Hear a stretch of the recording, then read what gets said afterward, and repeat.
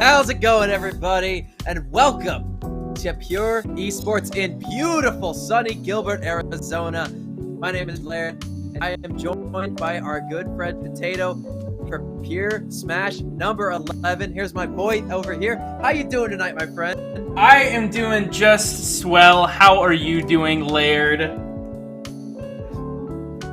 I'm glad you said that, because if you didn't tell me, I would definitely not be able to tell. I mean, that expression definitely has me puzzled and also intrigued. Well, you know what they say, the eyes are the windows to the soul, and I got two very large windows, so... Yeah, so I know exactly what you're thinking at all times. Exactly. But tonight, chat, we got some hype Arizona Smash coming your way. It would probably be wise of me to have the bracket pulled up so I can actually talk about these things. But of course, we've got Schroeder here, we got McDale, Felix. I mean, all of your hard hitters, your favorites. They are in the building and they are ready to game. So let's not keep them waiting. Yeah, I'm excited. I always love seeing like all of these people coming out. Jinx is here. Hitoy-kun, who I recognize that name, but I haven't seen them in a very long time. Yeah, Hitoy-kun's a DDD. I see. Yeah, good one Or actually as well. ICCC. And I mean, on top of that, chat, I think this is the largest Pure Smash we've had in a while, with a 44 number under the attendees slot, which means that we are in for a long but also awesome bracket tonight. Yeah, I am curious to see how it's going to play out. Obviously, with somebody like Schroeder in the mix, you know that he's probably going to be taking top 3 in there somewhere. But Arizona's the kind of state... Yeah, top 1, probably. Arizona's the kind of state where, you know, everything else can be kind of a mix-up.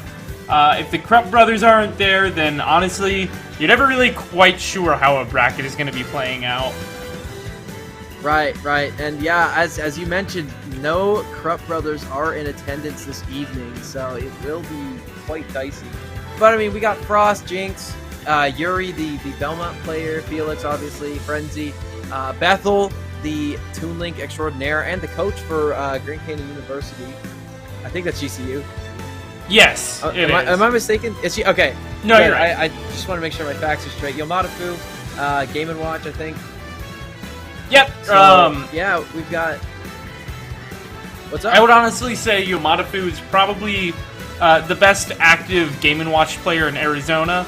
And I'm saying that because I know Skylar isn't active anymore, which is okay. Rest in peace, Skylar. He didn't die, he just doesn't compete anymore. Well, let's hope they come back sooner rather than later, because I've had the absolute privilege of being able to commentate Arizona events from Pennsylvania this summer, and I have been impressed basically every night I've been able to cast you guys. It's been a total joy. And it looks like we're getting a Fox versus Wolf, the canon matchup on stream first. Oh yeah. I thought we were gonna have two purple gray characters on screen. I was gonna be like, I'm gonna get lost the entire time while casting this, but we got the yellow Fox. Thank God. This is Dicors versus Anchor. I'm guessing Anchor is the Fox player, going just based off of the tag. The letter A. And now look. As a boatsman myself, having spent a week, or actually a week or two, on the crew of a sailboat team in the Bahamas, as the anchor hoister, I gotta love the tag a little bit.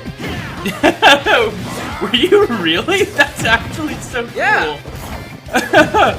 It was a great summer. This is 2019, so this is before the events of the previous year had transpired, but it was nice. Times were simpler back then. Yeah, in the before times. Yes. But already Daikor's at a pretty good advantage right now. Wolf obviously has no issue killing, but once I think Anchor gets them up to that kill percent, I think Nair up smash will be sealing the deal here soon. Oh, the taunt into F smash. Okay, Daikor's kind of out here taunting, flexing a little bit, flexing that lead, but are we gonna get a taunt to get bodied? Does not look like it. Daikor's playing well in advantage right now. Yeah, I really like Anchor's play. It just seems like they're not patient enough with a lot of their options. Oh, I like that walk-up F-smash. But just playing in neutral, they just seem to be pushing buttons a little too fast and not being able to get a lot of follow-ups because of it. Like right there, just immediately going for a grab after dash attack whiffs. Yeah, and on top of that, they're not really paying too much mind to their defense. I've seen very few shields or any evasive options so far. That was a cute little Firefox, but kind of perfectly highlighting what you were saying. Like, instead of defensively going to the ledge, just such an offensive Firefox immediately into Daikor's, but does find a back air, ties up the stocks. Still a lot of work to do. Yeah, loses that second stock, and yeah, now we are back into a Daikor's favorite game. That up smash from Daikor's is such a good option. It's pretty fast, hits both sides, really consistently confirms the second hit, and it's quite spammable, especially out of shield. And also it hits on platforms above. It's a great move. Yeah, and it was a really good call out there as well, knowing that Anchor was going to be landing on the platform there. Good Firefox avoids the F smash, but I really like that F smash idea from Daikor's, since Anchor has been so aggressive with these Firefoxes from offstage. Yeah, and the illusions as well too. Yeah. Opting very rarely to go to ledge. Yeah, which, honestly, Fox's recovery kind of sucks as it is. I would prefer to see Anchor just go for the ledge. And that's a dead Anchor right there. Yeah, Daikor's finds the, gets that up smash. That was kind of cool. Is that an actual quote for the matchup? Yeah, I think every Star Fox character has specific quotes. I think some Fire Emblem characters do as well when they play each other. I think like Robin, Prom, and Lucina all have things to talk about when they beat each other. That is actually so cool. I had no idea. I know Samus and Ridley don't have one. I'm guessing Toon Link and Ganon don't have one either. Probably most of the Links. There's not a single Zelda character that talks though. Yeah, none of their, yeah, that's kind of interesting, isn't it? Oh, Palutena and Moku Kids do. Oh, that actually checks out. I love that kind of thing in games, especially like crossover games like this. Oh, I mean, like again, we talked about it 100 times, but the attention to detail that Sakurai and his team put into making these games freaking awesome is definitely it's worthy of notoriety for damn sure. Yeah, super cool. Battlefield is going to be our counter pick for Game 2. I'm actually really curious what the thought process is behind this. Honestly, if you had to ask me, I would say this stage favors Wolf, just because you can get fair extensions. Yeah. I don't think Fox gets a lot out of this. I think the thought process might have been like platform extensions as well from Anchor with like these up airs, maybe getting these forward airs. I mean, we're starting to see it come into effect here. I think just trying to make Daikor's have a harder time landing, but Anchor's doing a pretty good job. But I think the thing is, once Daikor's gets some ground under their feet, it's going to be a whole lot more difficult for Anchor to find any offense. Yeah. Doing a good job keeping it even, or relatively even compared to last game, though. Anchor not giving up the lead quite yet, but needs to figure out what to do around these lasers. Daikor's is having a really easy time spamming those from across stage, and not much of a response from Anchor. Yeah, I think we saw the first shield of the set come out from Anchor just there. That's what it feels like. Give him a good opening, put him in advantage. The first parry, but the second hit still comes out. I think if the first hit connected, then they would have died. However, not the case. With that back air, going to be taking it instead. Yeah. Another back air, and yeah, this is starting to get a little dicey. We're seeing Anchor fall back into the same position as that first game. Dicor is really just starting to run away with this game. Honestly, it's the mashiness. I don't know how to talk. From Anchor that's really giving him a hard time. Like, if they push fewer buttons, actually spaced out, worked on moving around and playing a little bit more defensively at times, I think they would have a pretty good shot. This offense is really good. You just need to find those openings and can't overextend. Yeah, I wouldn't even say push less buttons. I would just say use more intention behind your buttons. Like, if you're going to be spamming buttons, be very, very intentional with how you do it. Like right there, that was a really good up air, reading the get-up attack. I would like to see more reads like that, but instead it just feels like Anchor is pushing buttons whenever they get the chance. Oh, with that down smash was so close. Yeah, but the get-up attack, putting some proof into the pudding. And that's Dicor's taking the set 2-0. Yeah, just like that, Dicor is going to be advancing into winners round 2. And we are going to be getting our next game up on stream. Really good sets overall to get us started off for tonight. Word. And look, I think our thought process behind, Fox as a whole is that people are playing way too aggressively with that character sometimes. Whereas you see people like Light Felix with a lot of intention behind their aggression, they force their opponent into situations where they need to, I guess where the Fox player can react and punish those options accordingly. Whereas it seemed like Anchor's option was just kind of push it until it breaks without paying much mind to your defense as well. And Fox is a really good aggressive character, but they're an important character in the game simply because that aggression forces your opponent into situations that are advantageous for you. Yeah. But you need to get them there first. Yeah, and it just felt like every time Anchor was pushing buttons, they were generally the right buttons to push. It just was like, I'm just pushing buttons because this is a video game where I need to be pushing buttons. Instead of like, I need to be covering this get-up attack, or reading this roll, or even like punishing this out of shield.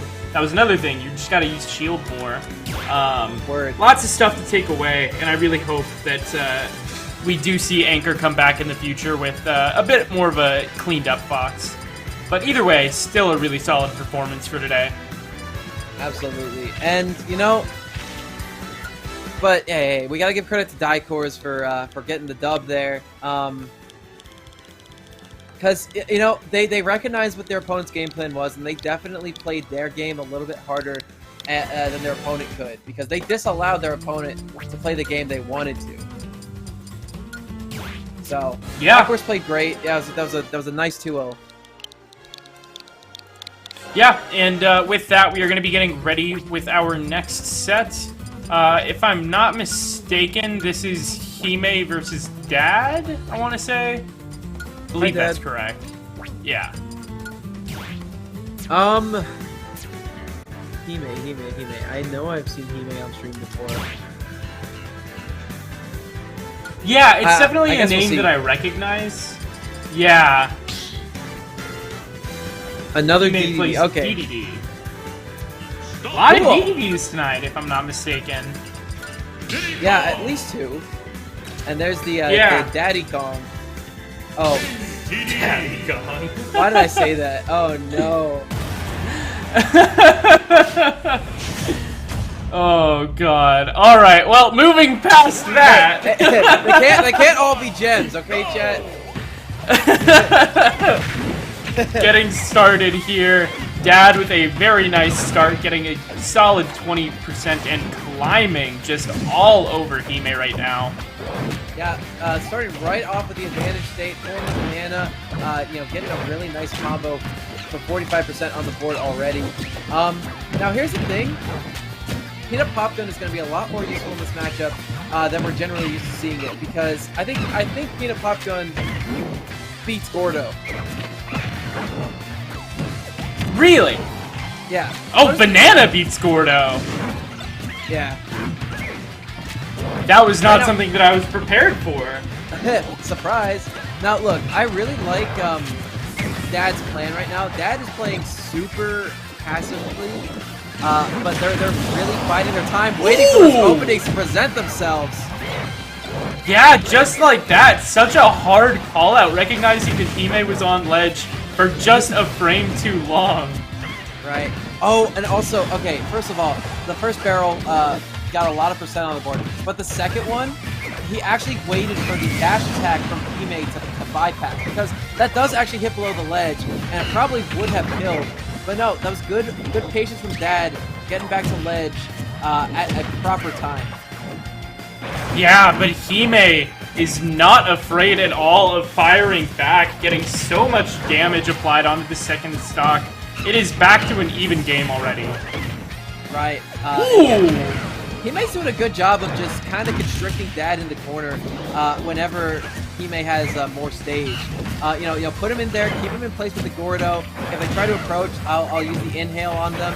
If not, I'll just inhale the Gordo. And like this frame trap capability here is super aggressive from Hime, and it's working great. Oh, that dash attack definitely would have killed. Such a good attempt there, but no dice. Feels like the next big hit is going to kill. Almost anything from Hime should be enough. Yeah. Hime's doing a good job of working around this banana, though. Like, I haven't seen him land on it too much, or even get it thrown at him.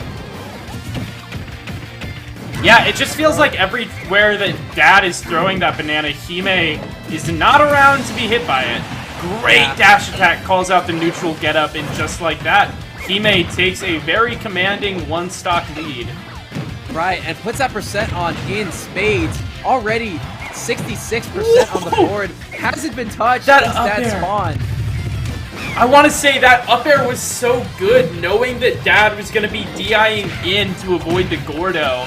And now, the percent just keeps climbing up. Hime, so much rage, potentially looking to end the game! Dad off stage, makes it back to ledge, but immediately gets hit by that Gordo off. Makes it back to corner, and we are back to neutral. I wouldn't say neutral quite yet, because Hime is off stage. And the banana to help catch that landing with the F smash too. Dad in a predicament right now, but this isn't undoable. I have seen harder comebacks. Yeah, really good Gordo, not letting Dad come back to stage high. Gotta grab the ledge. And then from there you set up a ledge trap. Just really clean from Hime. Good forward air. Dad off stage. Gotta make it past this Gordo. Oh, accidentally turns around. Oh, no! And the up air!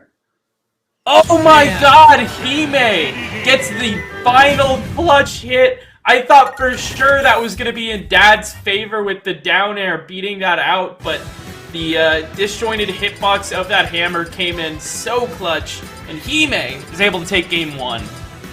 That was such a smart play from Dad. Dad knew that that was the advantage they needed, but Hime throwing a hammer in their face, making sure that that victory could not go in their opponent's favor. And Dad going to the proper Daddy Kong at this point. Yeah. Old man Donkey Kong coming to avenge his younger cousin, I think. Nephew? I don't know. I actually have no idea what the relationship is. I know that the Donkey Kong family tree is... Yeah, it's really whack. Either way, this is going to be a battle of the heavyweights, and so far, Hime is taking the lead. 60% seeming so comfortable in this matchup, and not giving Dad any footwork to work with. Yeah, here's the thing with Donkey Kong versus Diddy in this matchup. Diddy has way more utility for getting around Gordo, and, you know, getting in on DD as well. Whereas if, you know, if Dad gets off stage right now as Donkey Kong, Hime can just kind of have a field day, throwing out Gordo, making sure every option is covered. Because Donkey Kong is so big, they have a really hard time avoiding these ledge traps. Yeah, and Hime is doing such a good job taking full advantage of that. Gordos at every turn, hitboxes where there aren't Gordos. Just everywhere seems to be covered, and Dad is struggling to keep up right now. Into the Gordo, 210% drop-off fair, going to do the trick, and Hime takes the stock lead again.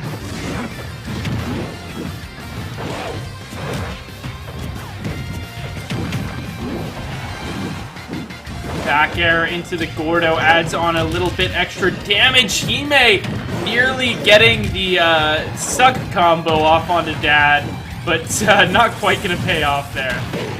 Yeah, sorry. Oh, no! I definitely think I had some tech issues there, but we're good. And there's a dash attack to take that stock. Hime playing great right now. Yeah. Hime just large and in charge. 2 stocks to 1. Dad needs to figure out what is going wrong. Otherwise, Hime looking down the barrel of a 3-stock right That's now. dead. Oh no! He got the sour spot. Oh, and the down tilt off that Gordo. And the dash attack. Such a good play from Hime. Masterfully executed ledge trap right there. Not giving Dad any options at all. That was godlike. Look at that. Yeah, that sour spot F smash was so tragic. But you have no double jump. You have to recover low. And you're in such a bad position there. Maybe you could have dropped down like a couple pixels lower and snapped to ledge. But honestly, that's one of those positions where the best way to survive being in that position is to not get into the position in the first place. Exactly. And now Hime advances to the next round of competition where they will likely be playing against Schroeder unless Jay can surprise us all here tonight. But I think next on stream we will be having Curbstarry versus Storm from Grand Canyon University. Curbstarry, I believe, plays... I think they have a card in secondary, PT. but it's PT, yeah. And Storm is actually not someone I'm very familiar with. Yeah, Storm is one of GCU's best players. Plays Pichu. One of the few Pichu representations in the state. Word. Oh, that's Adamus was in chat for Hime just there. That's awesome. Hey, Adamus, it's Laird. We met at Cross Up. It's good to see you. Oh, that's awesome, actually. Hey, dude, Adamus is my goat. Shows up to a tri-state regional, gets top 3 with freaking DDD against players like Mr. E. I mean, Mr. E beat I don't know. It was an insane bracket for that guy. Yeah, that's insane. Also, he hates DDD. I don't know why I don't know why he plays the character if he hates it so much, but I respect it. And also, for me, Curbstarry, you're too kind. Shoutouts to Curbstarry. I love Curbstarry. Yeah, a couple weeks ago, Jinx put in the high layered tag for their stuff. I was super happy as well. Dang, you guys treat your commentators right. I appreciate you. You guys are the best. And this dude put underscore in his tag. That's a good feeling. Storm underscore. It's in their SmashGG, so I mean. That's what I was going to check. I'm like, is this some tongue-in-cheek that I'm missing? That is too funny.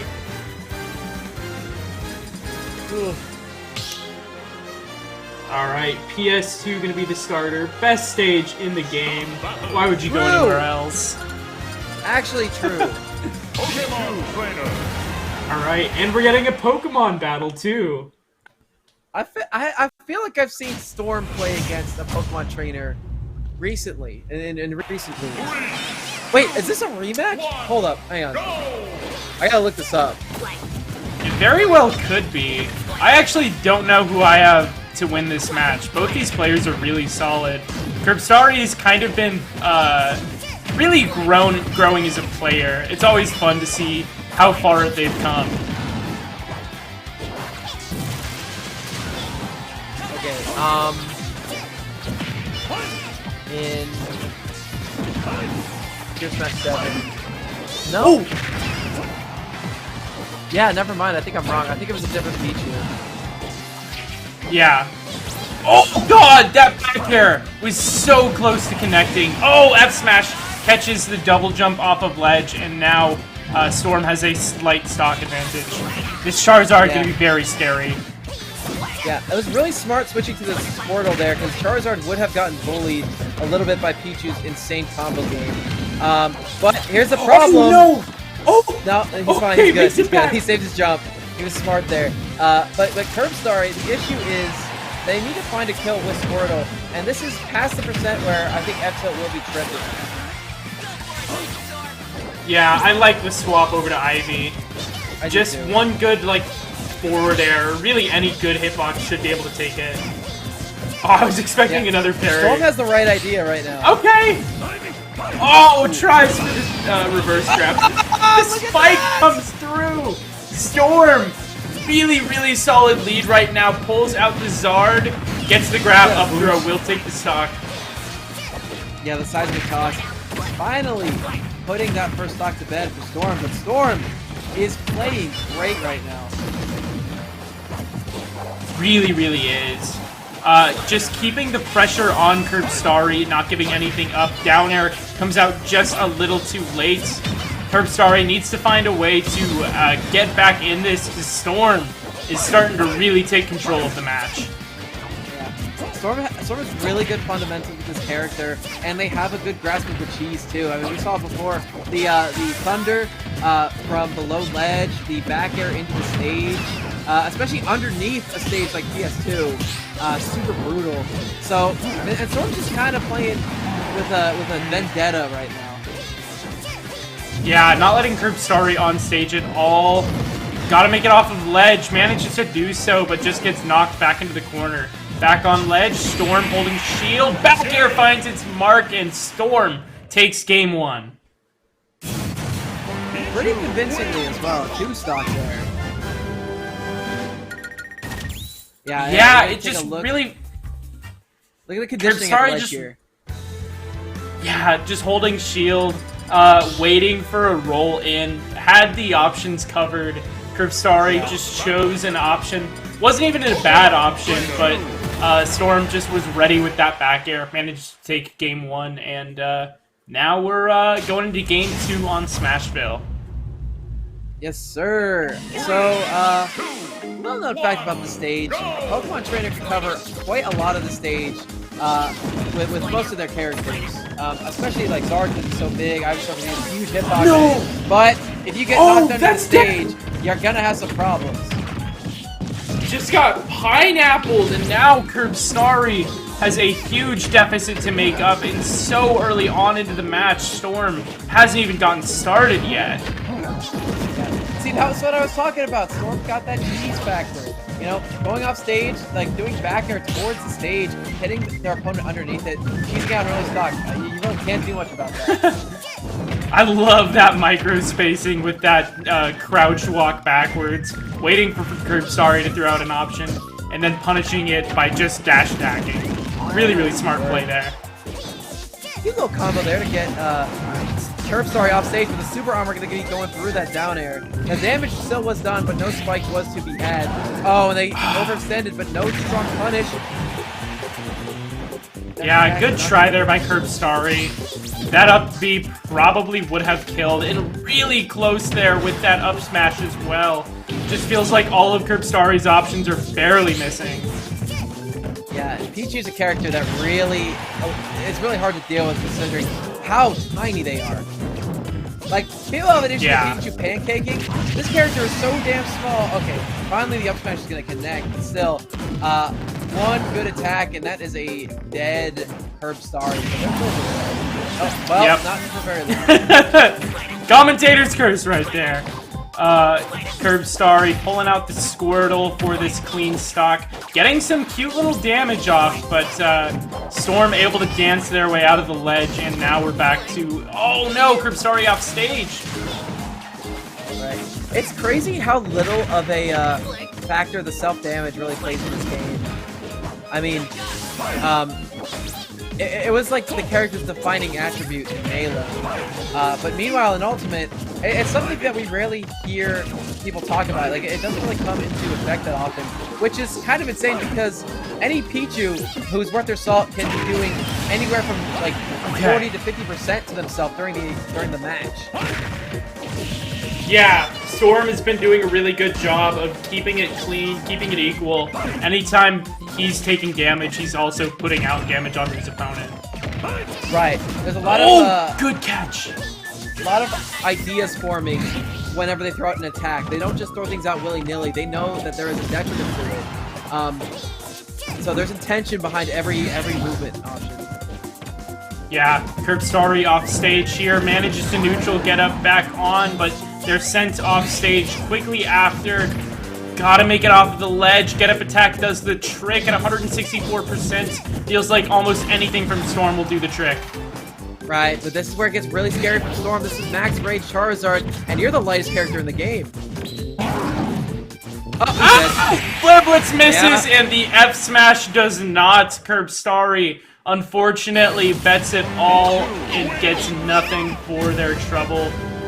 And that is going to be the end of the set between Curbstari and Storm. Storm taking it 2-0.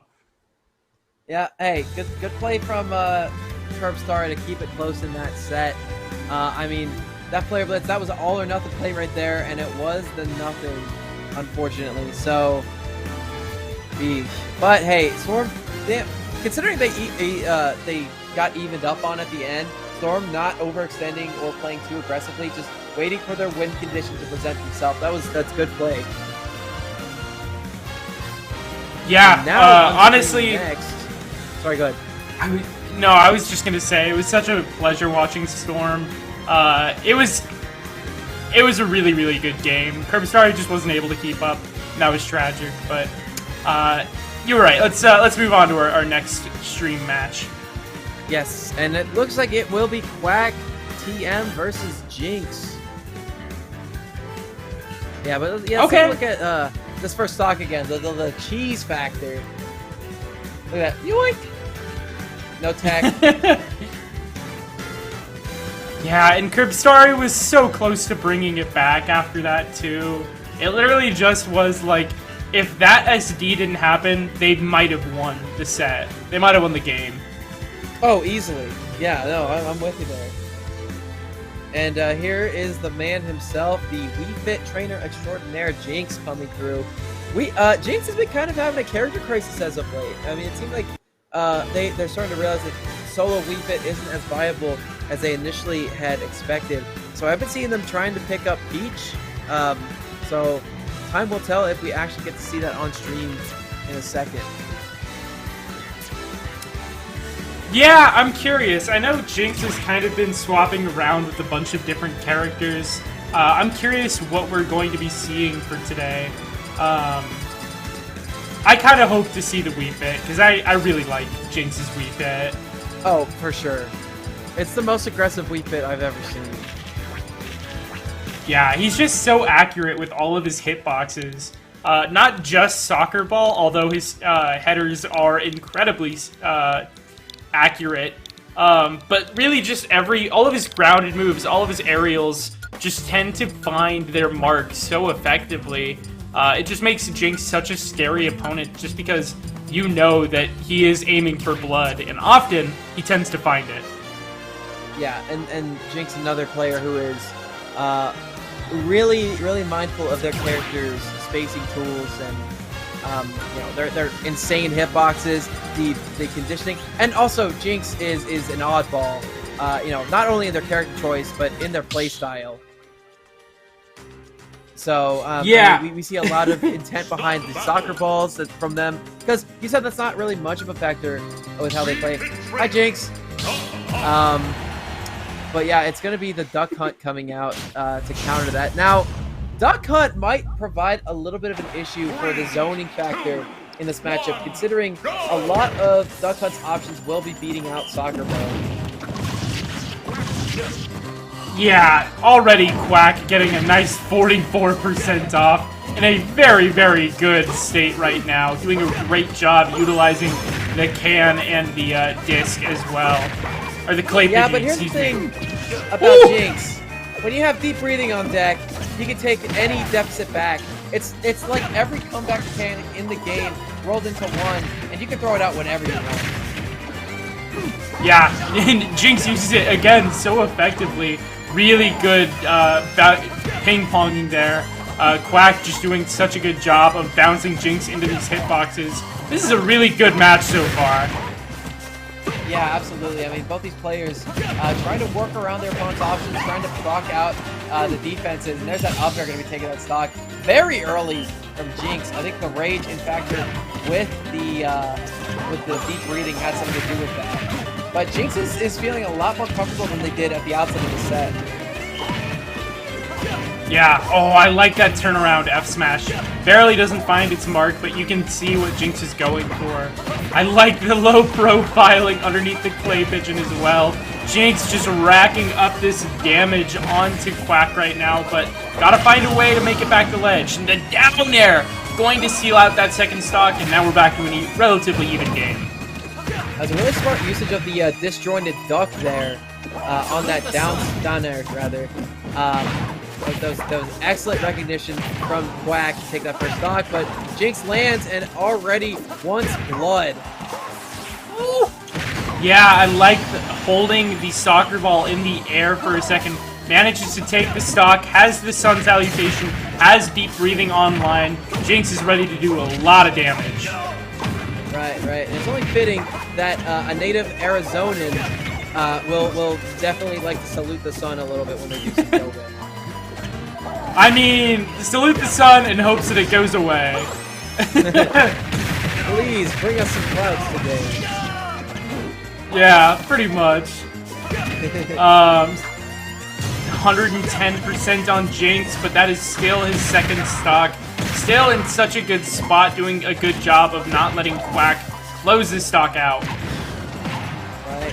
The back air almost taking it into second. Yeah, and definitely trying to use the pan to try to pick up that recovery. But instead it's going to be using the ledge trapping option to make Jinx think twice about where they're jumping. Yeah, I love that. I love that. Woo! Oh, that's dead. Gets the... No, it's not. No! Yeah, good mash there by Quack. Not going to be caught by any F tilt or down smash, anything like that. But Jinx starting to struggle with finding the stock. Needs to figure out where it's going to come from.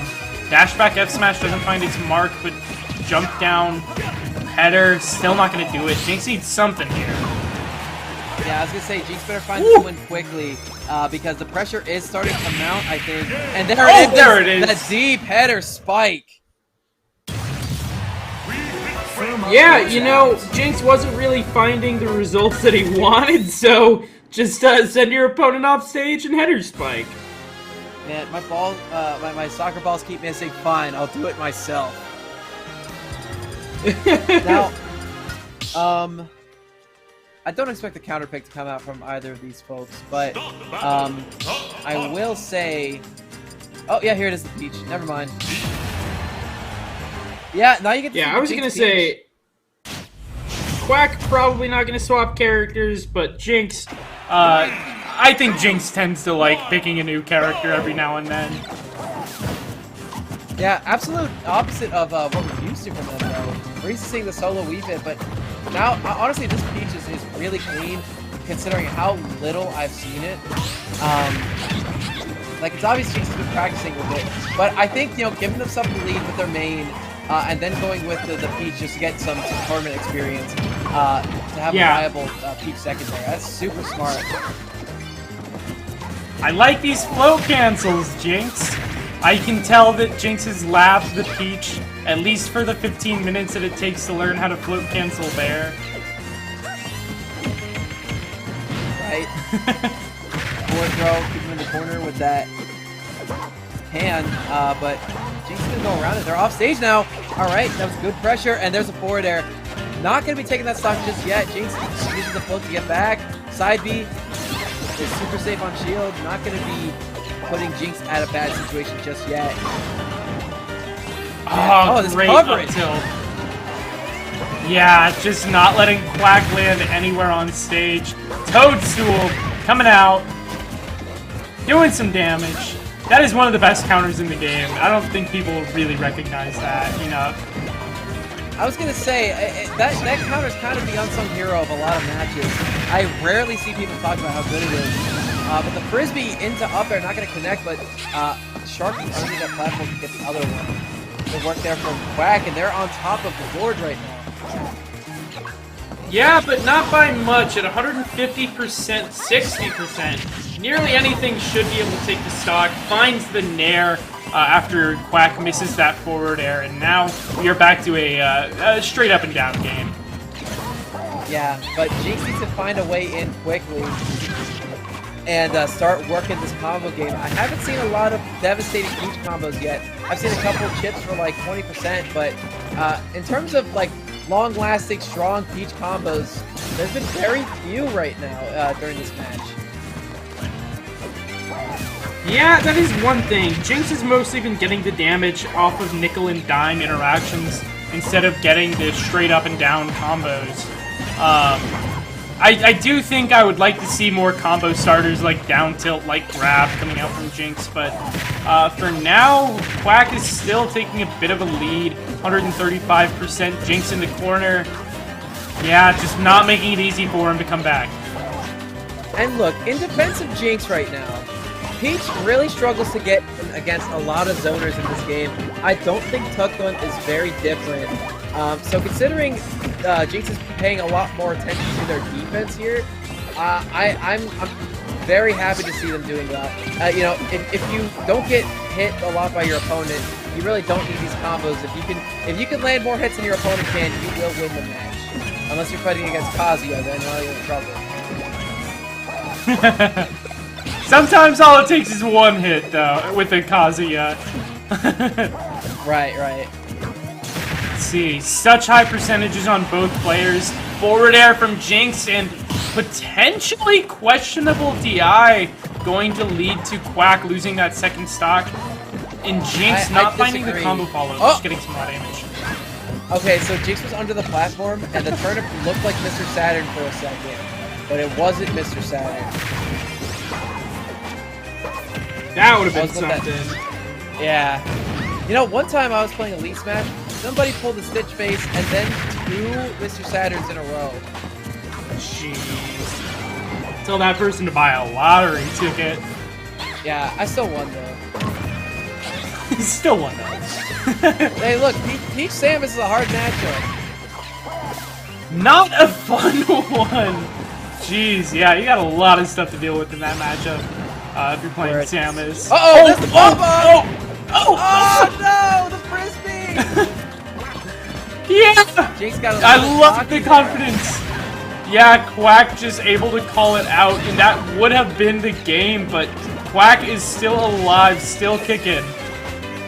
Yeah, but not for very much longer as they are at 150%. Oh. There's the turnip. Oh! Oh! Dang, Wrong button. Into the previous game. What was that? Holy Jinx smokes. sending his opponent to Minecraft.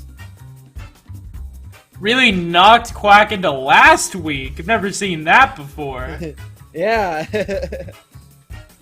Altered the dimension of reality that we find ourselves in here with that turnip. There it is again! Oh no, wait. wait, the highlight's gonna look like that.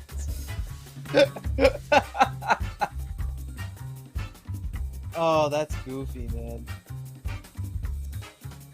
Well, what yeah, a good set between these two. Yeah, good stuff to Jinx being able to pull out that win with both the Peach and the Wii Fit trainer.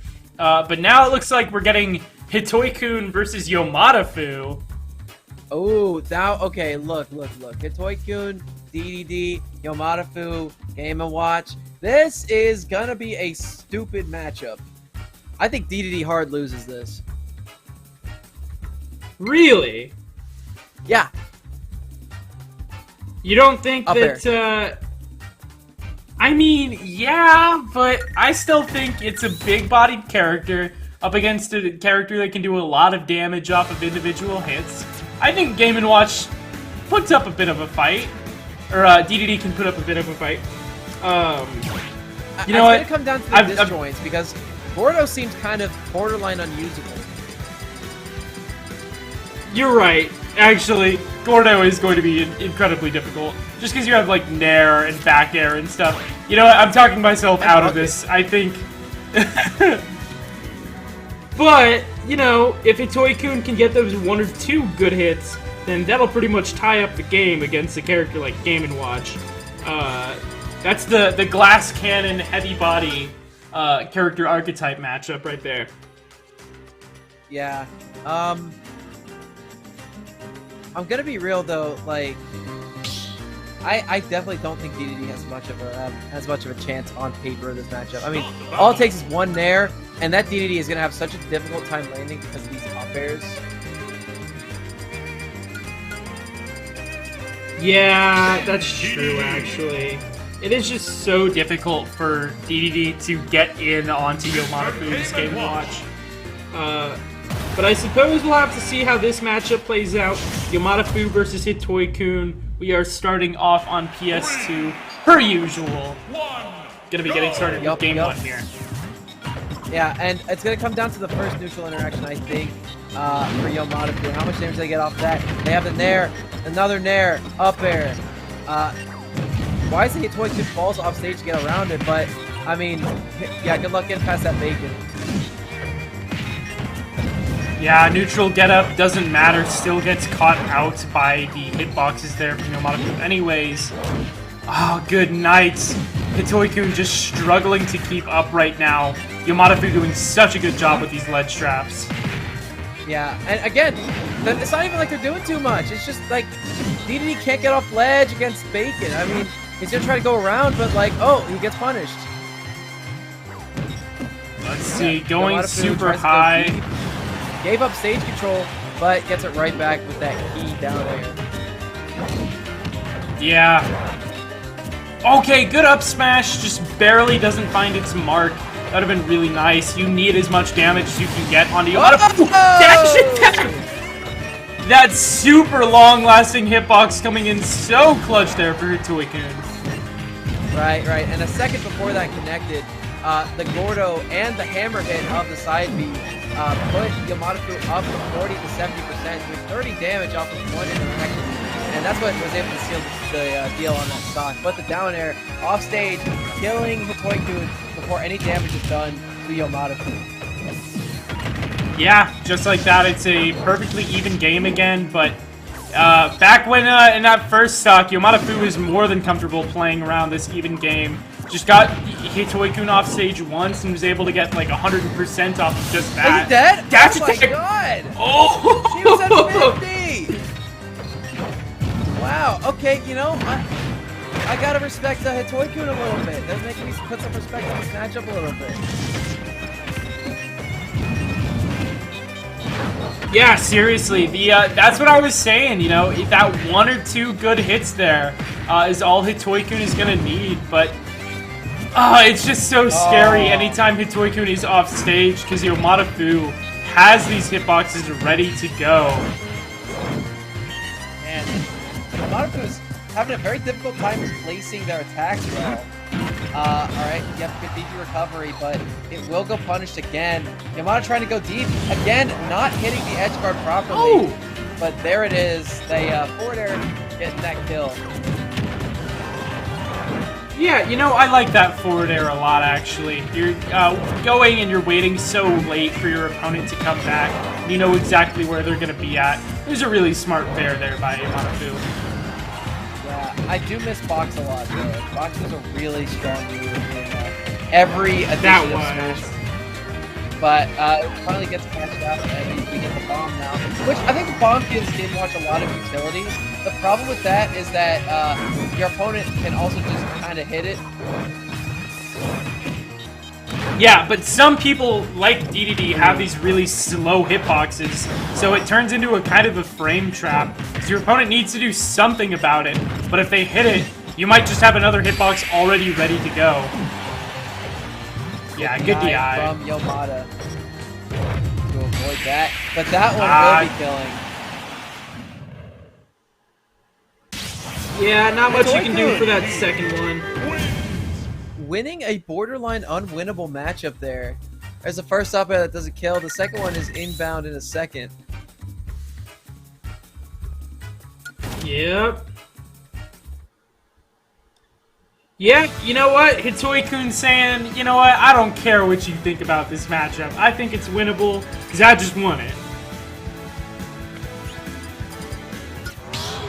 Smashville going to be the counter pick. I think this makes a lot of sense for Yomadafu. Yeah, and especially with Yomadafu's Game & Watch, the way that Yomadafu has been playing is literally just hit Hitoi-kun off stage, control center stage, and don't let Hitoi-kun back into the middle. And Smashville is a really good stage for that, because you can control so much space if you have control of center stage. So I really like this counter pick for Yomadafu. Yeah, absolutely. Here's the thing, though. Hitoi-kun, if they get stage control, it might be a little bit more difficult for Yomadafu to get back in. But I do think that umbrella-like middle platform is going to make it a lot more easy for Yomadafu's sharking game. Yeah, exactly. You get control of that center platform, and your opponent doesn't have a lot of options for getting around it. Right. But hey, look, now Hitoi-kun's starting to use it well. But again, Yomadafu going right back into it. Honestly, it's probably going to be a blow-for-blow kind of match. So far, yeah, but Hitoi-kun more than comfortable playing blow-for-blow. DDD is going to win the trades with Game & Watch every day of the week. Even though Hitoi-kun has less than half the percent, or excuse me, has double the percent of Yomadafu, I'd still call it an even game. Obviously now without the rage, Yomadafu's in a really nice spot, but for a moment there, it was very much even. I see Yomadafu trying to back off of, overextending when his opponent's in the air. I think it's smart, but, I kind of want to see more up air strings. That's one of the most important parts of this matchup. And, okay, wisely Yomadafu goes and gets hit by that Gordo instead of the belly flop. However, Hitoi-kun more than ready to throw out the forward air and take that stock. Yeah, just like that, we are at I would call this an even game again. I'd say Yomadafu has a slight advantage, but nothing that Hitoi-kun cannot come back from. Right. Super... Oh, yeah, now it gets really dicey. Okay, down tilt was just a little too poorly spaced. Oh, up B's the Gordo! Yeah, sent at a good angle. He's going deep for it. Oh, no! It's set the wrong way! Oh! And the belly flop killing once again at 40. Oh, that was such a tragic interaction for Yomadafu. Whoa! You see that bomb? No, I didn't. He sent that bomb to the other side of the blast zone. I hope we see it again. That was kind of goofy. Uh-oh. Yeah, that's like 40% there. Good air dodge, but Hitoi-kun gotta make it back to stage. Manages to find ledge up tilt, looking for something more onto Yomadafu. Catches another up tilt. Ah, Fair barely misses F tilt again. Oh! That would have been kind of cool. That's the same spike. Yeah, will be death for Hitoi-kun. Yomadafu needs another little gimmick like that if they want to win. That back air gonna make it hard though. Yeah, 95% off stage. Big beefy hammer comes in, and just like that, Hitoi-kun takes it 2-0 over Yomadafu. Proving the haters wrong. Me being one of them. I'm the hater in this scenario.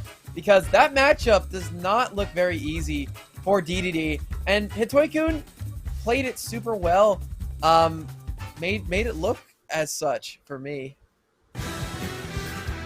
Yeah, I do think that second match could have gone either way. I really, really did like the counter pick there for Yomadafu. It just came to pass that Hitoi-kun was playing a little bit better on the stage. Either way, for our next match, we are going to be getting Frost going up against Storm. So, Another one of those matchups that seems really difficult in theory, Chrom versus Pichu. If I had to guess, I'd say this should be a very easy matchup for Pichu. Just because, like, if you hit Chrom off stage, you can kind of just F-smash, and you're going to win that trade. And it is not a very fun time recovering. Here is where I will disagree with you, actually, my friend. Whereas I do think that Frost might struggle with the Chrom, I'm expecting the Roy instead, who has a little bit of a more versatile recovery. But on top of that, Pichu weighs as much as 2 feathers attached to a brick. It's not very heavy. It's about as heavy as a brick. Well, yeah, but you know, the feathers are there as well to add a little bit of extra stuff to it. I do think Pichu might be a little bit heavier than some bricks, depending. It depends on the craftsmanship, though. That's true. And what type of brick are we talking? Is it clay? Is it a mud brick? Is that a thing? I actually don't know. You know, a combination of like sandstone, mud. You know, kind of slap them together. It's not very dense, which means it's not very heavy either. But look, here's the thing. Roy kind of hurts a little bit. So does Chrom. I mean, you get Pichu to about 70 or 80, and they will be dying very quickly. Yeah, absolutely. It is, again, one of those, like, this is more of an all-rounder type character going up against a glass cannon, but it's the same kind of idea of, like, whoever gets the bigger hits in neutral is going to win the match. Yes, yeah. And another thing, we talked about it a little bit earlier, but I think more so in this matchup, the self-harming capabilities of Pichu might be a little bit important to take under consideration, simply considering how early Croy can get kills. Yeah. Especially against a character that's as light as Pichu is. Right. It looks like we're waiting. Second. I think I'm gonna run and grab some water real quick. I'll be right back. Okay. Oh, down potato. Can you do that? Yes, absolutely. Hell yeah.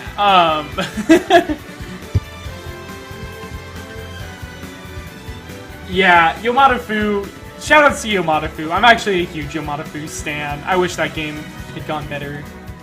Either way, where is Storm at? Delaying bracket kind of night. That's just where we're at right now. That's Frost, isn't it? Are we sure? They look exactly alike. Where's Frost then?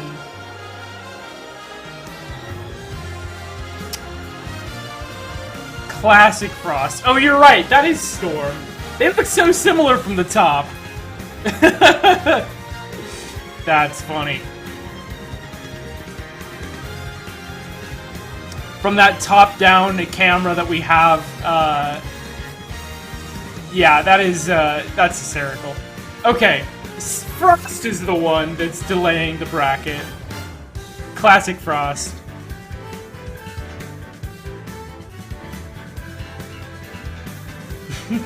He's trying to ice out Storm. Get it? Because his name is Frost. Ice. Ha! I'm hysterical.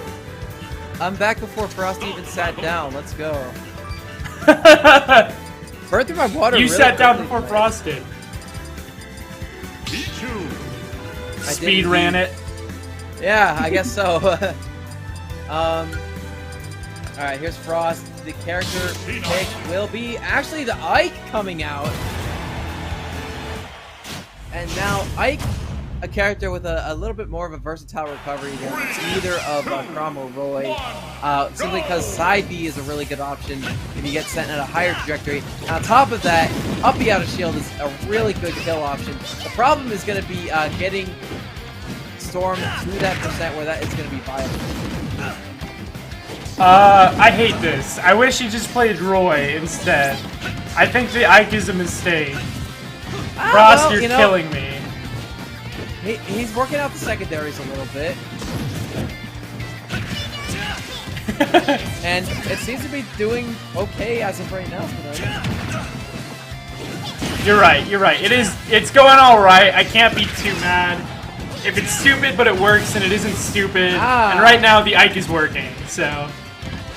I think the thought process behind this pick was bigger hitboxes, smaller rat.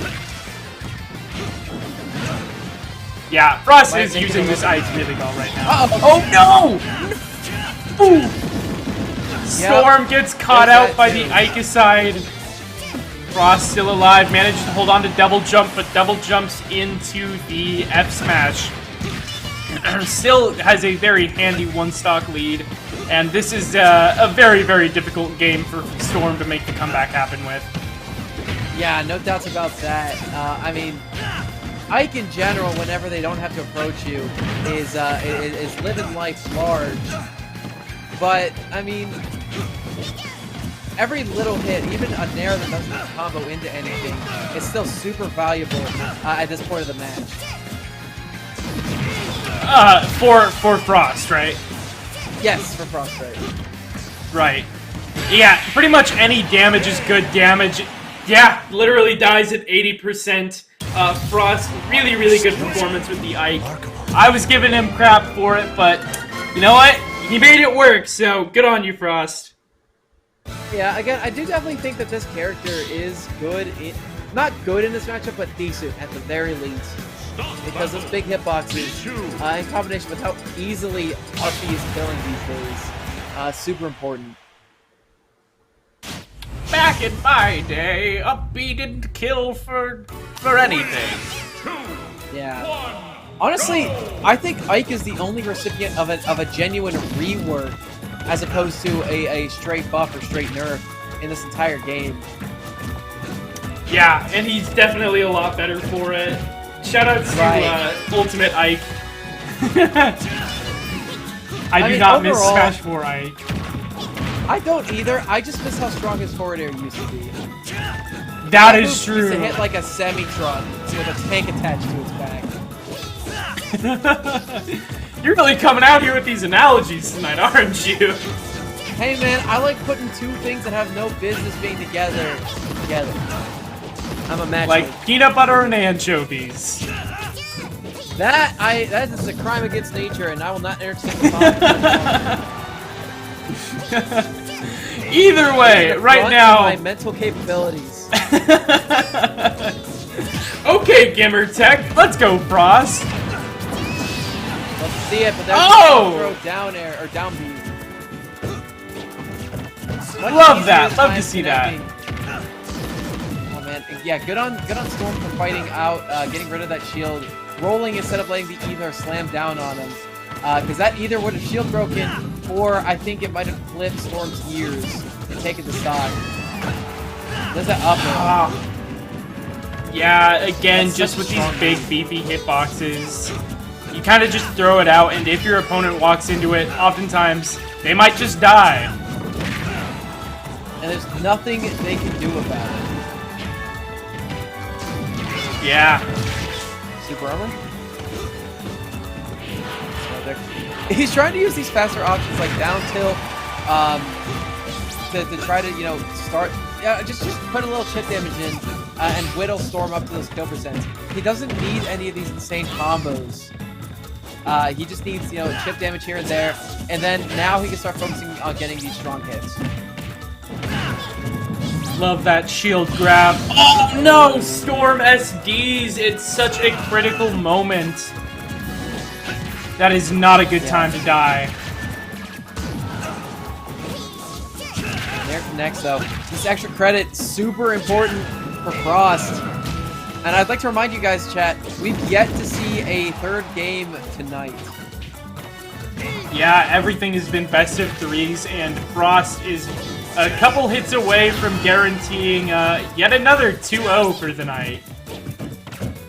Yes. I mean, it's looking close. Storm not quite getting the back air kill just yet. A little bit closer to the end of the stage it would have been.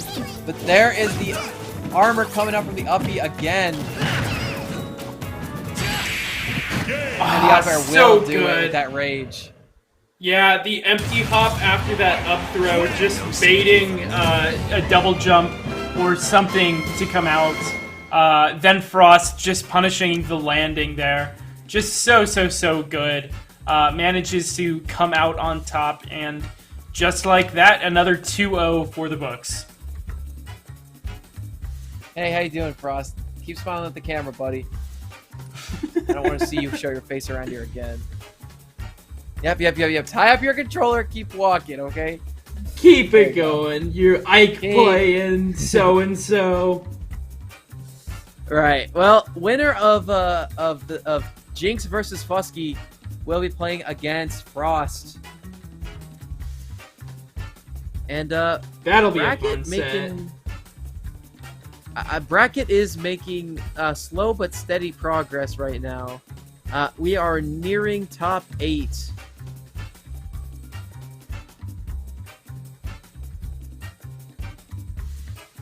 So okay. I believe sitting down now is it's Frenzy and Dupster, but they're getting kicked off. So well, get out of here. Get wrecked, nerds. Alright, y'all. I am going to be hopping off for the night, but Laird, it was a pleasure commentating with you. Thanks to everybody who came out, and we are going to be getting Taco Waffle here in just a second. Otherwise, have a good night, everybody. Alright, take care, Taco, or I called you Taco Potato. I'm getting my foods mixed up. And we'll be back with Pure Smash number 11 in just a second. I think, yeah. There we go.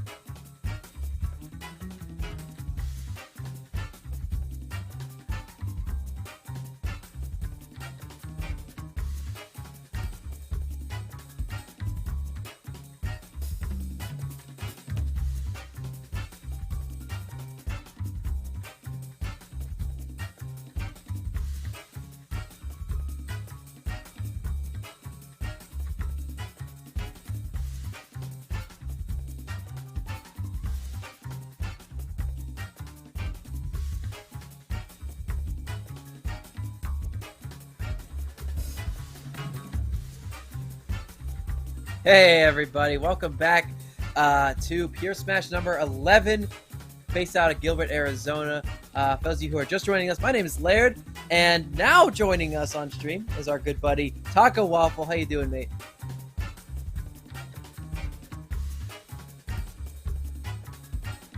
Yeah, Taco is muted. I don't know if you guys can hear it, but I can't hear him. Sucks to suck, Taco. You gotta fix your mic, bro.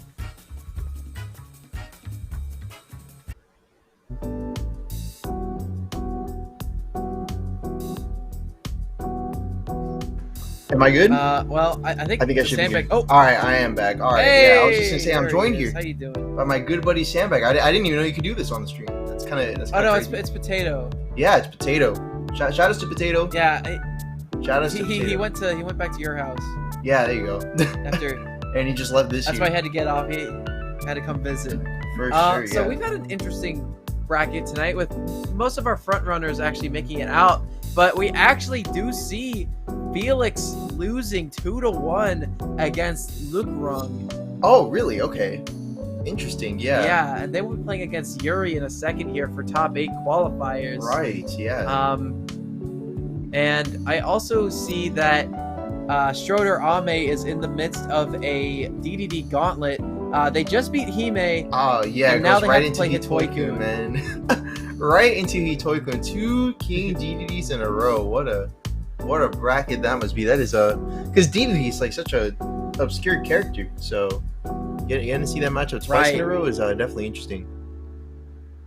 I think Adamus doing well at Cross Up a couple weekends ago has made a pretty good impression on a lot of these DDD players, because I've seen Hitoy-kun and Hime play on separate occasions prior to today, but I haven't seen them play with such finesse. Right. Yeah, just so effectively. I agree. Yeah, I mean they've been kind of killing it today, and in a couple weeks past, but I think today it's been a little bit different. They have had the misfortune of both running into Schroeder, Right. but regardless from that point, they still came to play. Still making some moves. Yeah, that's what it's looking like. But other than that, here I'm actually having to look at the bracket right now. Some currently ongoing matches would be a Frenzy, who's actually a really good.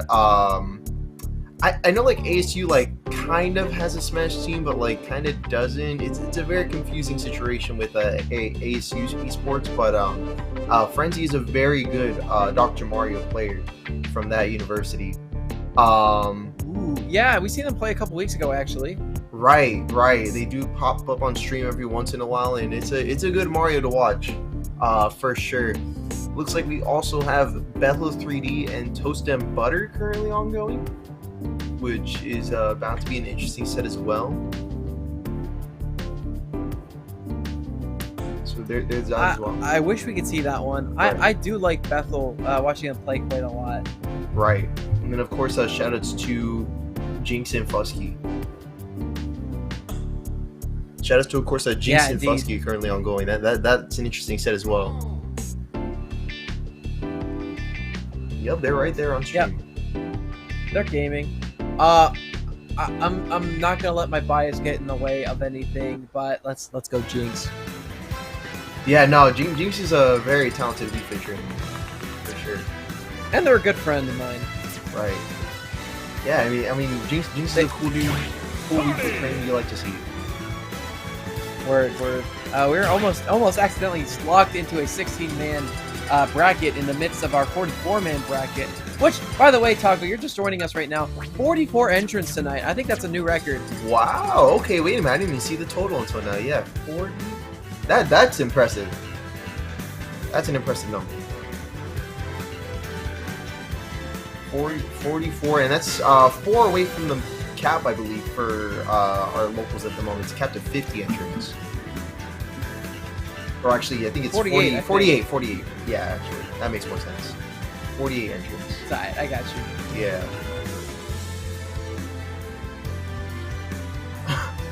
Is that one of LeBron is these? top in Thailand. In Thailand? What the heck? Huh, well, That's nuts. Lookrung might have gone a little bit underseeded today, if that's the case. What the Number heck? 1 in the entire country of Thailand, and we get to see them on stream here in Holy. Arizona, What the heck? in our humble town of Gilbert. In our humble town, man, we're getting the king of Thailand pulling up to for a setup. That's mad interesting, actually. What the heck?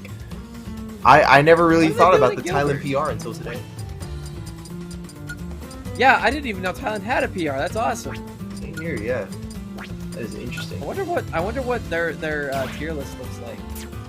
Oh yeah, that's true. I wonder what kind of matchups they're Who running. does in Lookrung Thailand. play? Luke Rung, I've seen them jump between like several characters. I've seen like Jigglypuff. I've seen Mario. I think I've seen Chrom at one point. I've seen all kinds of characters coming out. Definitely one of those players that is always trying something new with the character base, for sure. Well, this will be interesting to say the least. I'm thinking that as well. Oh, okay. So they're season 3. Is that what they're on currently? Oh, okay. So that's the most recent PR. Yeah, rank number 1, Lucina and Roy made for Thailand, man. That is interesting. I'm trying to Well, think, it definitely seems like it's been a while since that PR season.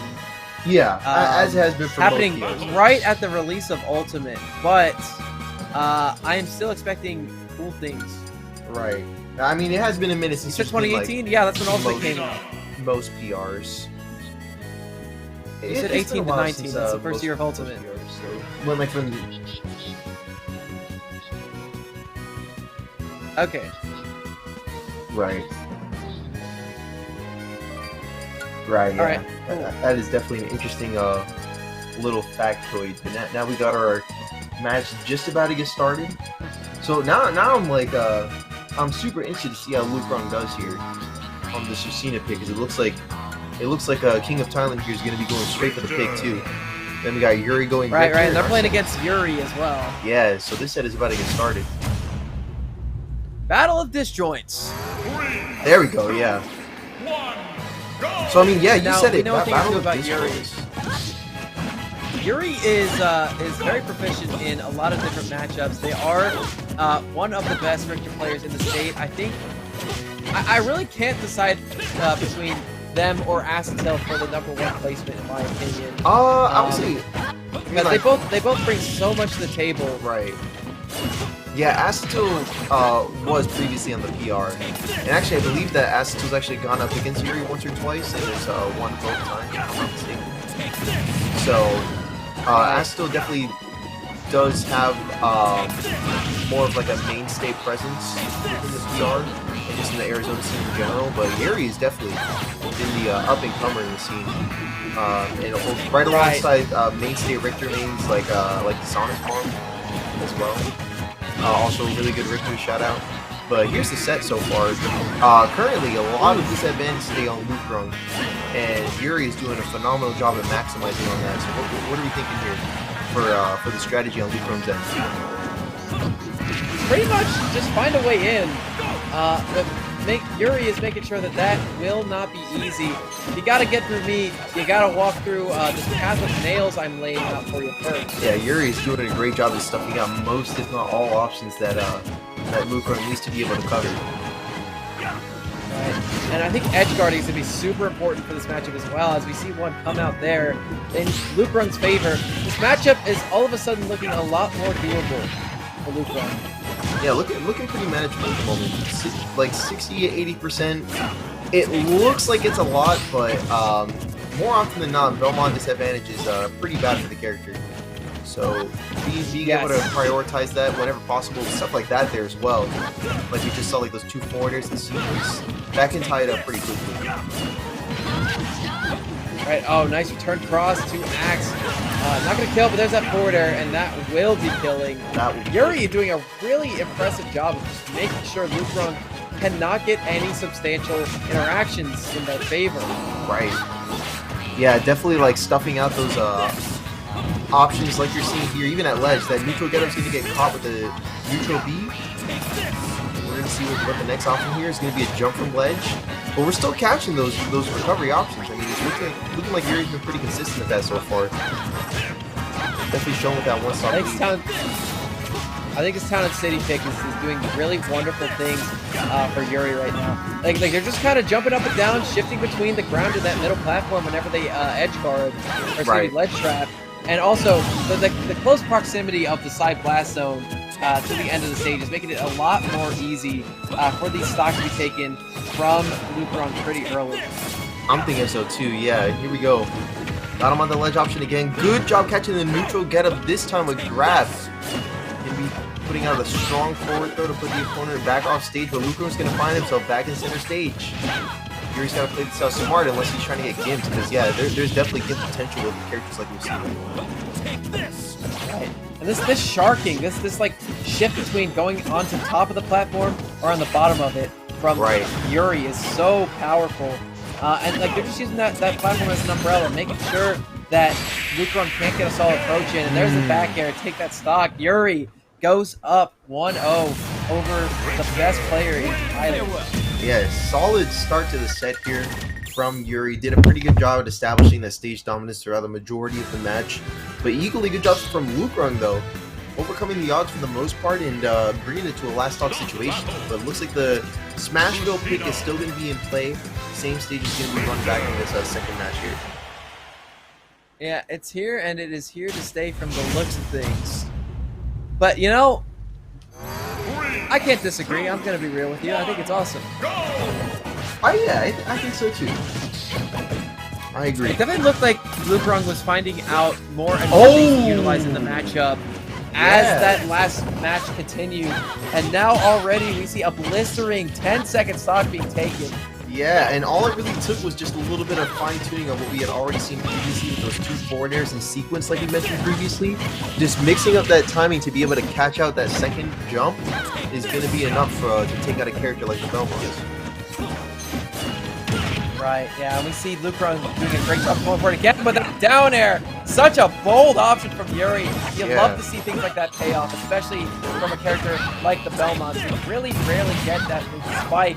And now we see Yuri back on the offensive, pushing Lubrung into the corner, dealing 53% and climbing. Yeah, really powerful hit there, and now we got our tied stock count once again, but that percent is starting to turn in favor of Yuri as well as these projectiles are piling on. Interesting use of the dash tag there as well. Seems like it does have quite a bit of range on it, and Yuri utilized that to stuff out the aerial approach option. Excellent backing from the platform too. It close out the second stock, and now we've got Lubrung sitting on what could potentially be the winner's game. Oh, you hate to see that trade come out there. Yuri put themselves off stage, and they got a little bit of a trade, the tether not working because they were too down. And now Lubrung looks like they're in a very good position to possibly take the match, unless Yuri can have another stock like that second one. Yeah, it all comes down to this as to whether or not Yuri's going to be taking this away 2-0, or if Lubrung might have something to say about potentially bringing this set back in his favor. So it's all coming down to this. These drop down aerials too. I mean, I should point out these drop down aerials have been like super devastating for Lubrung. Oh yeah, I mean, whenever Lubrung tries to approach from a grounded position, Yuri's always there to fall through the platform and throw a hitbox in their face. That's right. Oh, excellent use of nice the jab hold. Yeah, that was good. Ooh, okay, I love the patience from Lubrung throwing out that back air. Oh, okay, good tether. The turning cross not going to connect, but it is going to give Yuri a little bit of space. Now Yuri has stage control, so really dangerous for Lubrung. That's right. Really precarious position to find yourself in. Oh, and catching the jump on stage option with the axe. And this is going to be make or break right now for Lubrung. He needs to get that stage control back since they already have the percent advantage. Catching the regrab with down tilt. Yep. Catching that regrab with down tilt, and that's going to be closing out the second game. We got our game 3 situation coming up next. Lubrung did a very good job that match, but you would be hard pressed to remember that the first stock of the match was taken in a mere 10 seconds, and it was still that close. Exactly. Yeah, it still got to be that close. The Battlefield stage pick is coming out. I think this is a bold pick. I know that the Belmonts do like the stage a little bit, but I do think that Lucina likes it a little bit more. Yeah, I would say between the two of them, but Belmonts are known to be pretty well off with these platforms. For example, like the axe gets like a lot more utility because there's a lot more platforms that you can catch them on with that projectile. So there is a lot more utility in that front. And I think returning cross is going to be the MVP on a stage like this. Cross in general is such an integral part of the game plan from the Belmont, but returning cross cannot be impeded by anything. Nope, meaning it is a super powerful option coming back. Yeah, nothing really stops it when it's on its way back like that. Even a reflector wouldn't. Really? Is that true? Yeah, it just goes right through reflectors, but the hitbox will hit the Belmonts now. I was gonna say, that sounds like the reflector would be able to stop it. I think it just like makes it to where like it's no longer like your hitbox necessarily. Yeah, that's what I meant. Right. Oh, okay. I see. Anyway, it's still important nonetheless, and we see a very close first stock for both players.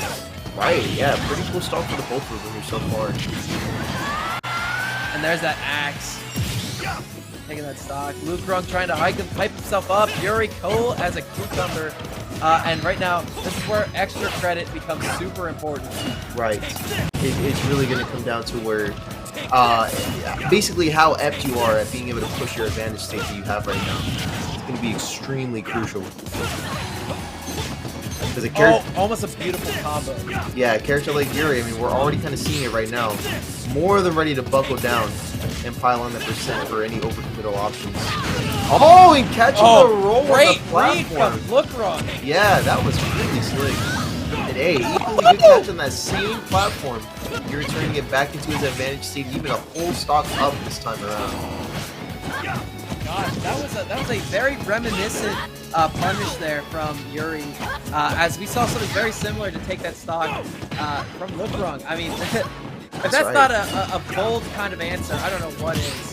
No, yeah, it definitely is a bold answer. I agree completely. There you go, good catch with the up B. And yeah, this is looking very much Yuri favored right now, but Luke Rung is still dead set on trying to close this one out in his favor. You can tell. You can tell the way these arrows are spaced. Look at that. Definitely trying to play optimally right now, and it's paying off as we now have our tied stock count for both of them here. Yeah, it's looking pretty. Oh no, we got difficult for both players. almost caught him.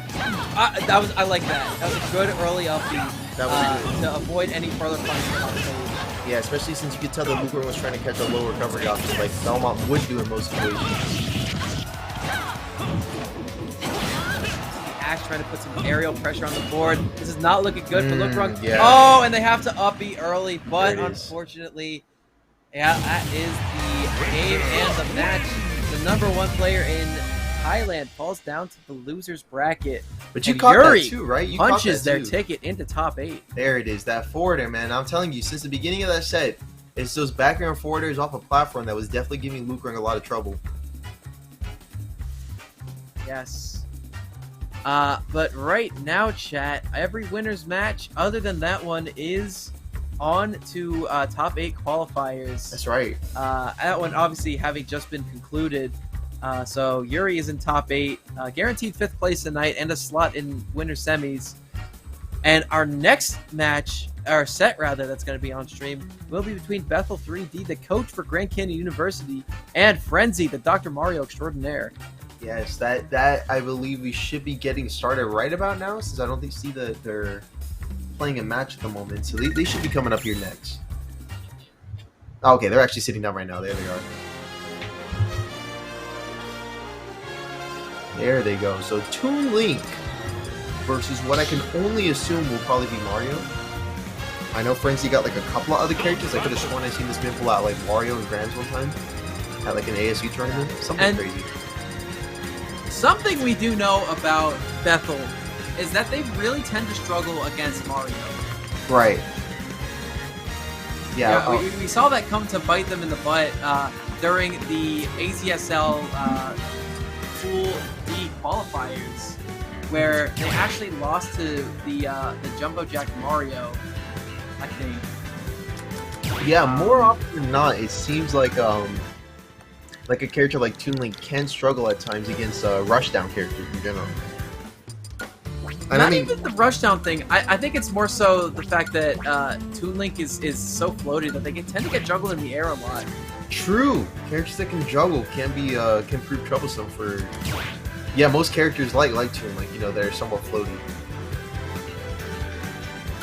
Because I mean, it's pretty simple math too. I mean, it's like if you float, if you have a slower time landing on the ground, and your character, benefits off of you not being able to touch the ground, put 2 and 2 together, and that could spell trouble. You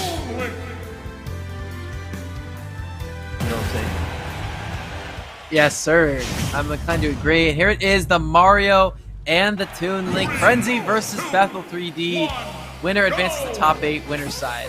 That's it. So it's going to be coming down to this here. Because, I mean, yeah, I'm looking at the bracket. It looks like both of them would be going into... No, okay. So one of them will be knocked into losers round 4. But yeah, this is basically it to determine who's going to be getting their guaranteed spot, like you called there. So far it's looking pretty even. And Bethel's doing a good job avoiding situations where he would end up getting juggled. Seems to be playing very safe, spacing out a lot of the approach options that Frenzy's been attempting. Excellent use of that forward tilt, and even following up with the dash attack as well. I like that play, actually. That was really solid. The play from Frenzy looks kind of Prodigy-esque. I know Prodigy's going under a new tag, but don't worry about it. Really?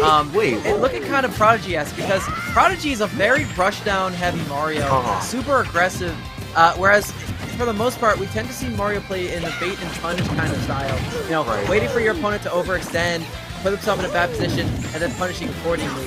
Now we're seeing Frenzy get into the mix and try to force these interactions, and you know it's been working so far. It's a pretty even game as well, and again the Mario conundrum being such a difficult thing for Bethel might be heightened because of how different this Mario in particular is from a lot of the other Marios that we see play the game. Yeah, it could very well be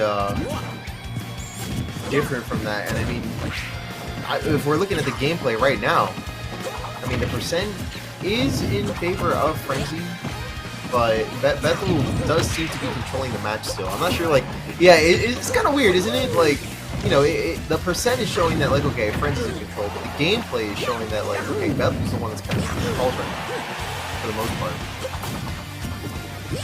Right. And you know, Toon Link with a lead is very difficult for a lot of characters to deal with, especially characters that definitely need to approach to do the majority of their damage, such as Mario. Right. And you know, now Bethel can be refined to just, you know, I'll chip away at Frenzy. I'll put some chip damage in here and there, and then when the kill presents itself, I'll take it. He doesn't need to play too aggressive right now. He doesn't need to push. That up smash is going to be taking that first stock, but Frenzy in a bad way on their second already. Yeah, already on that second stock, but at the same time, that percent is about as high as can be. You know, even a character that's kind of light, like Toon Link, does have a good number of options that can hit pretty hard. So Frenzy's got to be wary of those options and try to do what they can to tie this up. Bomb and Boomerang are definitely some of the best kill starters in the entire game, and Toon Link has access to both of them. Right. I'm starting to see Bethel use Nair a lot more than we're used to seeing out of them. Yeah, you know what? I think that's true as well. Oh, but good job from Frenzy avoiding that setup with the bomb, because it does for the most part have like pretty much fixed damage, or I guess like a pretty much fixed knockback. But there are some situations where you can avoid it. Sometimes, honestly, it does come down to like whether or not your opponent spaced the bomb right. But either way, good job from Frenzy keeping themselves in at 160%. Very impressive. Yeah.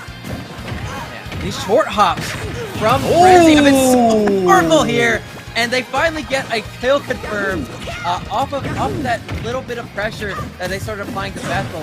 They got the interaction in their favor, and now they took the stock early, trying to go for another early kill there. Yeah, and Frenzy back in the lead. Excellent reversal, still keeping up this pressure at 160%, piling it up all the way to 64, only to be met with the down air to interrupt the streak and close out the stock and tie up the game. So that was definitely a make or break option right there for Bethel, but they made it. And they're still in this one at 85. Yeah. Dude, Frenzy reversing that match into his favor like that, pure poetry. I mean, the conditioning of the entire game, he's all of a sudden just like, all right, I'm going to start applying direct pressure on you. You're going to crack. And that's exactly what happened to Bethel. Right. It's exactly what happened to Bethel.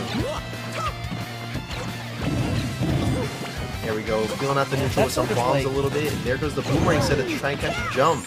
It's not going to be able to do so just yet. Down throw. Tries to read the air dodge, does so, catches the landing on the platform. There's down air, not going to close it out just yet, but it's going to be dang close at it. Because that down air is very strong, especially that last hit. It's super strong. Gotta watch out for it. Absolutely. It's such a powerful option in the air. Not that Mario needed many more, but it is a very nice alternative to the up B for setting up those stocks. But right now, Bethel, I think, will have an easier time getting a kill set up at this point. But right now, they are at the higher percent, which means rage. Right. Yep, that's it. On the way. There it is. Into the forward air and into the first game on Bethel's scoreboard. There's a great job on his part bringing that one back. And honestly, great job from Frenzy for even putting him in that situation to begin with. Because it was very much in favor of Bethel towards the beginning, middle-ish. But yeah, Bethel brought it back at 148. So some good survivability so far from both of these two. That's one thing to mention. Bethel had the board particularly in their favor at that point. At the end of that match, they definitely just put their pawn all the way across, got a second queen, because they had bomb into returning boomerang into that forward air. I mean, that's a checkmate at the end of that match. But I definitely think we saw flashes of brilliance, and there's no other word for it, from Frenzy. I mean, this movement has opened so many strong, powerful options, and we're seeing another bit of that string again. 75% from like one big interaction, and almost taking that stock, going for a second. This pressure from Frenzy is insane. Yeah, but equally great survival DI from Bethel 3D, keeping themselves in at 122, and that would have been a very solid finish for Frenzy, and they're looking dead set on finishing the job here as they find Bethel off stage, trying to get those options to stuff out the recovery, but not committing enough to go off stage just yet.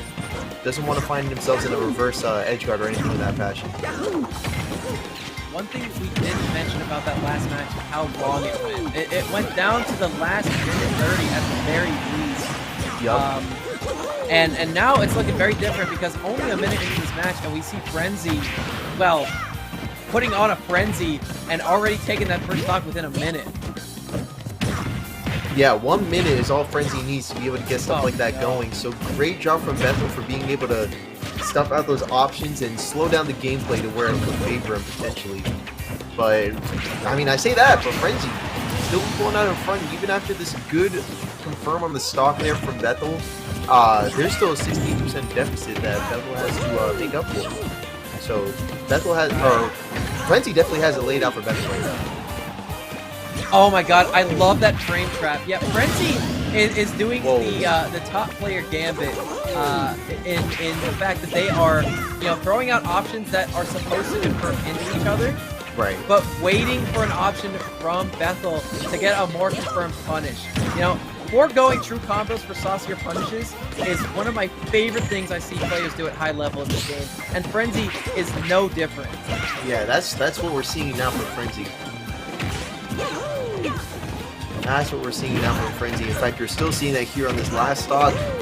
Going for the up air once again. The up B is going to be, you said it, closing it out. But keep in mind, Bethel did manage to take the first game, so we still got one more game 3 coming up here in just a moment to see who's going to be taking that top 8 spot. Game 1, we saw Bethel completely dictating the pace of the match, completely hanging back, waiting for the approaches to come out from Frenzy, and very rarely biting on those options. And that's why the match took so long. Game 2, we saw the exact opposite. Frenzy with his aggression and indirect and combination of indirect and direct pressure. We saw them completely dictating how the match would go at every turn. And that was what gave them the victory there in that game. And now game 3, whoever controls the tempo will probably win the set. Right, they'll be able to close out the set completely. The Smashville pick is hopefully going to be to Bethel 3D's benefit. But at the same time, there is quite a bit that Mario is capable of. And hopefully Frenzy will be able to demonstrate capability of some great plays on the stage. Yeah, I can see it. I mean, Mario could cover most of the stage with very little commitment for the most part. The problem is the blast zones. I mean, good luck trying to get a early kill on this stage because that top blast zone is super high. Now I could be seeing up air combos into those forward airs and of course forward smashes, but any of those aerial combos are going to be killing much later than we're used to seeing on a stage like, let's say, PS2. Right, good example. Good example there, because that's definitely something that is worth mentioning. But right now, this neutral is starting to shape up a little bit. We have 120 to 129. It's about as even as we can get on this first stock situation. Shield pressure coming in for the both of them, and Frenzy seem to be responding with a back air, a very strong option, but Bethel's going to be the wiser, and even stuffing out that first stock with a solid spaced forward air. Good reads. See, now that Bethel has the lead, they don't have to approach as much as they did at the start of the set. Right, or at the start of this match. No, you said it, yeah. So now now the tempo is whatever Bethel decides it is, unless Frenzy can take the stock and put themselves back in the lead soon. Right, which I'm pretty sure that we're seeing Frenzy making active attempts towards that, only to be met with some great neutral from Bethel. And again, like you said, they were able to take that first stock, so they get to make the calls in terms of setting the pace for the rest of this stock. Bethel just doing a great job covering every option with these projectiles, these bombs, these boomerangs, being in the vicinity where they can throw out a powerful forward air whenever Frenzy tries to approach. They're just rolling away, keeping this defense alive and getting ready for that kill confirmed. And now Frenzy, only 1 stock to 2, but those 2 are fresh. Yeah, 2 fresh stocks still on the board here for Frenzy, or for Bethel, given that they were able to set the pace for Frenzy, and it seems like Frenzy's been a little bit, I mean, whether it was intentional or not, just ended up becoming a little bit too coherent with that pace. Definitely needs to be the one to break that pace and play that rush down at any given opportunity, but it doesn't seem like Bethel is given much of a window for that right now.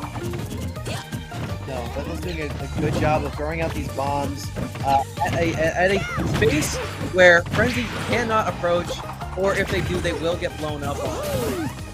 And yeah, almost taking the stock there, but good recovery management. Oh, we almost could have seen something great there from Frenzy, but right now, this match is way too in Bethel's favor. Oh yeah, it is very much in Bethel's favor. 33% of the second stock and an uppie at ledge to catch the neutral get up at 120%.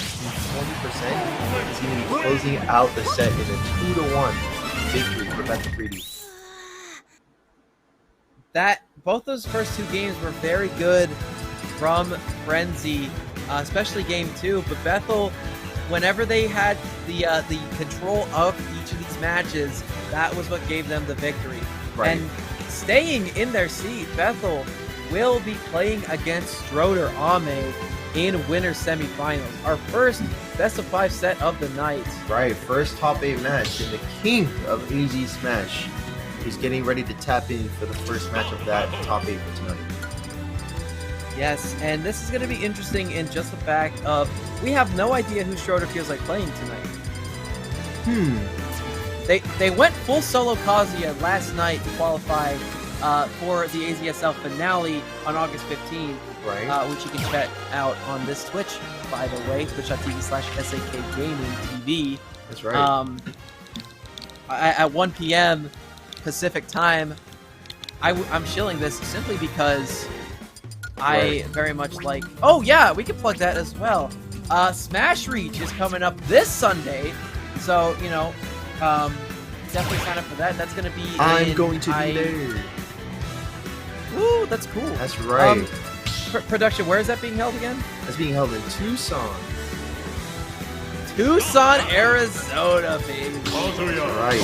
We're heading out to Tucson to get some Smash Reach action going on. Now, keep in mind, the tournament is not going to be hosted by SAK Gaming TV, but it will be broadcast on this exact same Twitch channel. Right. So be sure to check us out on here. Drop a follow if you haven't already, because we're about to have some more top 8 action for tonight's Pure Smash. Getting started here with Stroder Ame, indeed on the Kazuya pick, as you mentioned, and going up against Bethel 3D. His Kazuya is about as polished as they come. As you can see, he knows the gimmicks and ins and out of this character. But something I really do like out of Stroder specifically is I see him go for the Dragon Punch input with the special attack, right, instead of the physical attack a lot more often. And also, they like to cancel a lot of their movement tech as well. Yeah, that is worth mentioning as well. And check it out, man. Already a solid first stock on the board for Stroder. Definitely working this Kazuya pick to the max right now. Yeah. Now, I've asked Stroder 2 days in a row now if they would play Piranha Plant for me. And they said no both times. Oh.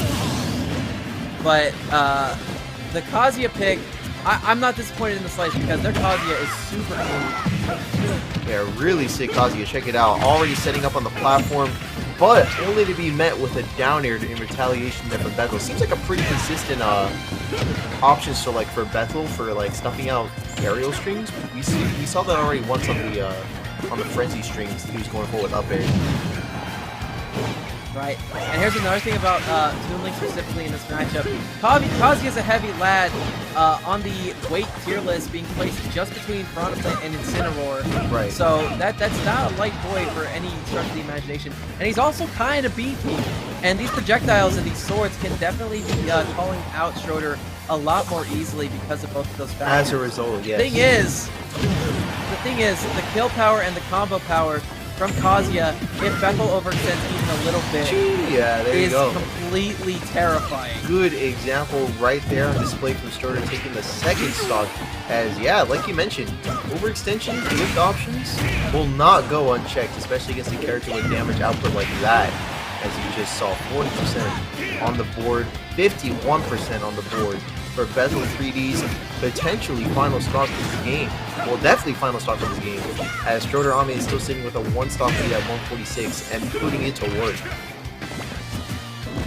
Right, yeah, definitely taking this lead a long way, going for 2 laser beams, 3 laser beams, can I see 4? No. And that early up B will be catching Schroeder out in the open, putting some percent on the board, but not killing just yet. Not just yet. Oh, goes for the down B as a recovery option. And catches Bethel 3D with it. Now they're at 126%. But a good down air is going to be closing out that stock and bringing it to a last stock situation for the both of them. But still, Bethel 3D's got to play it extremely well. Bethel 3D's going to have to counter the stage. Yup, because up air is going to be closing out the first KO. Wins. Here you got all kinds of KO options. I am a little bit concerned about that because I've never seen that move kill before. Look, it's a fast aerial. It's really good on landing, but I didn't expect it to kill at like 140, 150%. I mean, that's crazy. It hits, yeah. And the leg is intangible. Basically a sortie. 3, 2, 1, go! Here we go. We got the PS2 pick once again.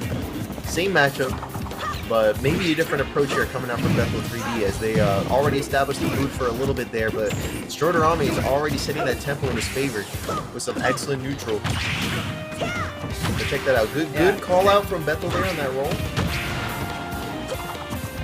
Considering how few FGC characters we've seen out of Schroeder, it's insane to me that this Kazuya already looks like it's on par with the likes of Axiom XL, who recently took a set off of Mars, and also from Riddles, who is unfortunately having to spend a little bit of extra time in the United States, not able to return to their homeland of the Great White North, Canada. So it's unfortunate to see, to the very least, but Schroeder playing this character like they know FGC in and out. Right. Like they know it, but like I know Schroeder's dabbled with a couple of FGC games, but that's neither here nor there because right now we've already got one stock that is on the verge of being taken here from Bethel, but this time it's Schroeder who's got to make up the groundwork, and there's that up air again. It is strong, don't you forget it. Wow. He can do that from the ground despite how long his crouch squat is. Yeah, it'll reach. Now, yeah, and that's insane that Sakurai decided to design Kazuya this way, because the only character in the video game who does not have a frame 3 jump squat is Kazuya. Right. Which I'm not sure how close it is to Tekken or not, but yeah, that's... I don't know either. It is a unique aspect of the character, to say the least. Right. It is definitely worth mentioning. I think I saw a back down tilt come out there. That would have tripped and possibly opened Bethel 3D up for a little bit of a good punish. Right. Oh no. Oh no, yeah, that definitely seems like it was a misinput. But one more stock is needed from Bethel in order to close out game number 2, and they are dead set on that as well. They are not about to waste time on prioritizing on that mistake, but neither is Schroeder planning on wasting any time on making up for it, as we already got what was a pretty good startup to a setup for taking a stock. We're going to be making another attempt at it here right now. Let's see, we're filling up the neutral again, as Bethel is definitely starting to catch on. He says, Schroeder wants to close out my stock with something snappy, something solid.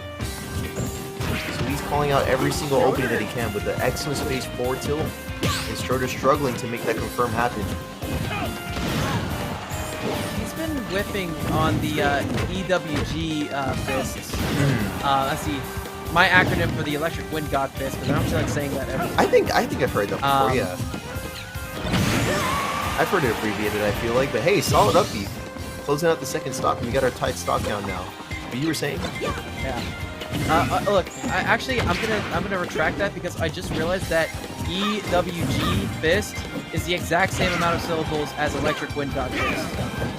That's true. Actually, wait a minute. Yeah, I've heard that before, but I didn't even realize that until now.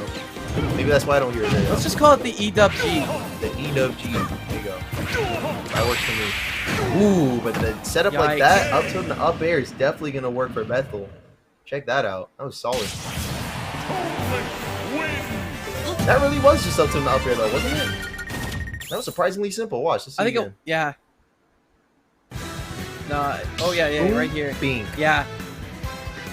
And something I haven't talked about yet either is the fact that these up air strings coming out from Schroeder, or excuse me, from Bethel rather, have been super crucial in this matchup. Like, I've seen them take Kazuya from like 0 to 50-60% off of like just up airs. We saw it one time, I think first or second stock last game. But these up airs in general, the fact that they linger for so long, and that Kazuya isn't really an incredibly fast faller, and also their weight on top of that makes it such a good option to keep bringing on top. No, it does. I agree. I agree completely. So look, we're seeing it again. Yeah, and it's definitely looking like this Town and City pick is actually doing quite a bit for Bethel, but I can only imagine the pick was made more so with Schroeder's Kazuya in mind as it was his counter pick. So let's go ahead and see what kind of work he's able to do on the stage. Already, Bethel's finding himself off stage, barely able to make it back on the stage as Schroeder's applying that off-stage pressure. But now here we are back on the stage. These platforms are starting to move, so the stage is going to flatten a bit more.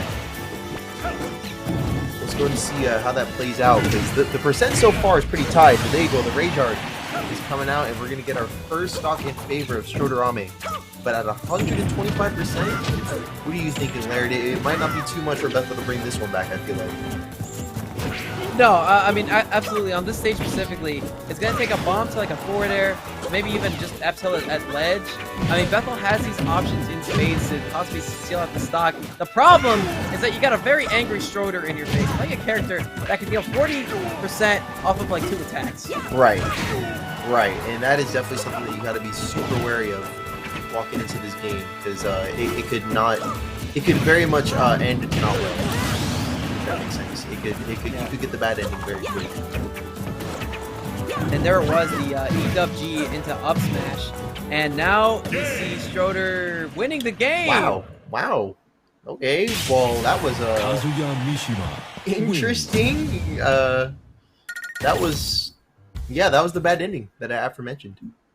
That was definitely the bad ending. Exactly what happened there. Let's see it again, frame by frame. Do we have a frame by frame, or is it just replays? We'll work on that soon. I think that Bethel we can make it expected really slow. that they were going to land on the end of the stage. Yeah, that's what I'm thinking too. They flew a little too close to the sun there. And now we're going to a game 4, match point for Schroeder. That's right, match point for Schroeder. On the same stage, Bethel says, let's go ahead and run that one back. That down here about to hit different. Oops. See, now we get it on stage, so we're making progress here. We got an on-stage downer, so we're already making the right steps. The road to recovery right now. Right. I like how much right now Bethel's been relying on these aerials from Dueling. They are all pretty beefy and strong in their own right. They're a little awkward if you don't know how to use them, but Bethel very clearly showing that they know their character well. And there it is, the bomb into neutral air for the spike from Schroeder. Great recognition there. I approve of this. It goes solid up tilt into 4. It seems like up tilt has been doing quite a bit for Bethel, which I don't see happen every single game. Definitely utilizing every part of the toolkit right now up against Schroeder's cause.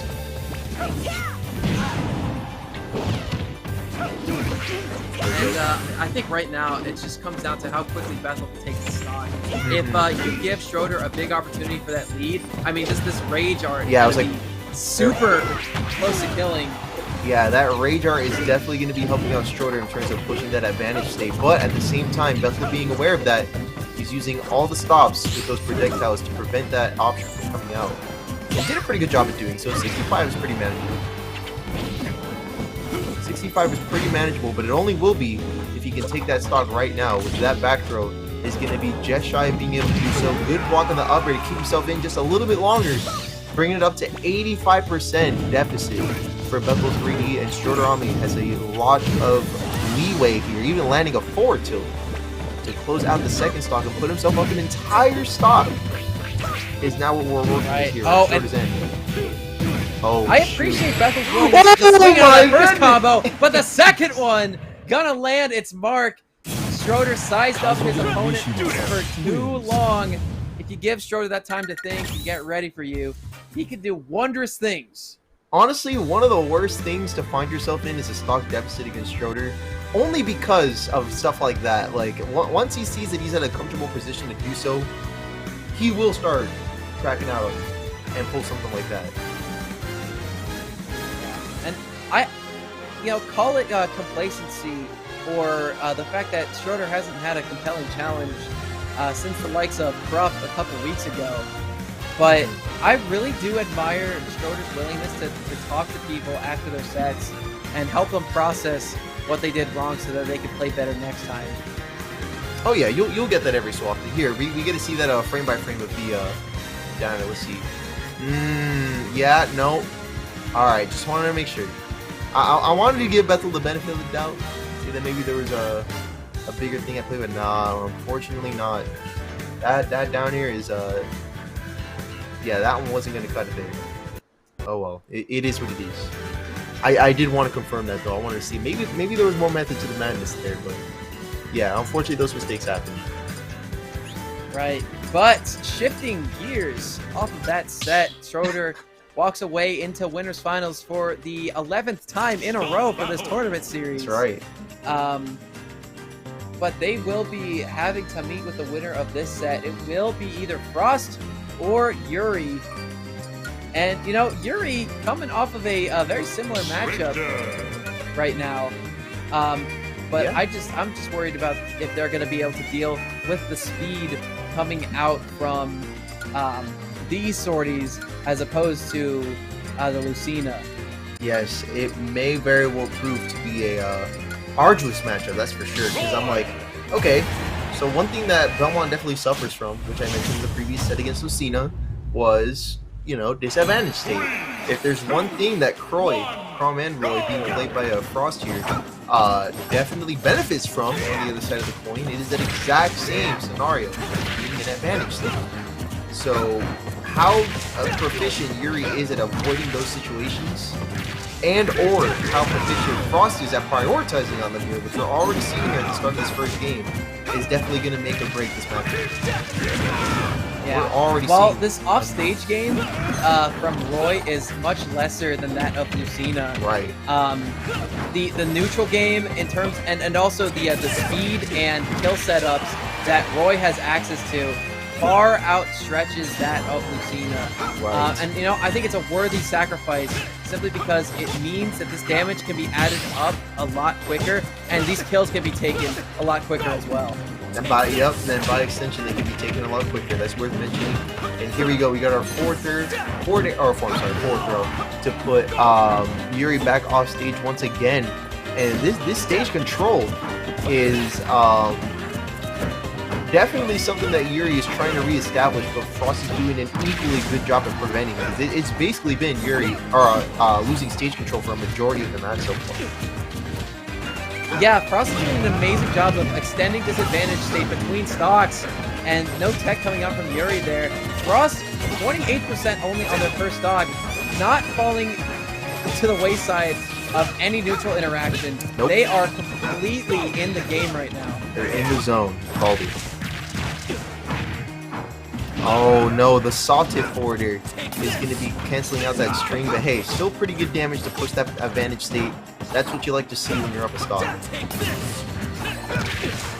There you go, extending that once again with two successful up airs and a down tilt to follow up as well. which, to be honest, I like down tilt on Roy. It does quite a bit for the character. As someone who plays Marth can definitely get quite a bit off of it as well, but it seems like Roy gets like pretty good utility of that as well, which is nice to see Frost utilize. You know, you using every part of the toolkit, that's important. That's always important. Right. Yeah, there's that side B too. And dude, Frost is just putting a clinic on the Yuri right now. Right. That F tilt. Yeah, there's the double jab to back air. Is Frost gonna go deep? No, he's not. He's gonna hang out, you know, hold his advantage at the ledge right here. But there's that back air, taking the game and the stock, a 3-stock in favor of Frost. And I'm expecting a counter pick to maybe even up and lessen the bleeding a little bit for Yuri. What are you thinking for counter picks?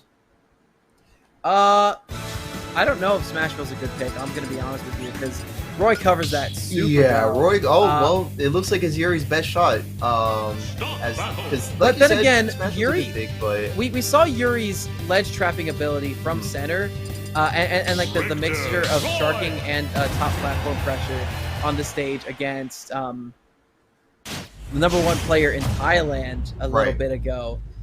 So you know, I can definitely see this working out for them. I think they're very comfortable on the stage. I am inclined to agree. Let's see how that's playing out so far, because still 0-0, but we're still setting the pace. And right now, it seems like Frost is still pulling out in front with that percentage, but only by a little bit. Definitely looking a lot more manageable this time around, as we now have a tied game once again, even an advantage as Yuri lands a down B into F smash, and even gets a nair and a back air off stage. That's our first stock. That is our first stop in less than 30 seconds, and it is in favor of Yuri this time around.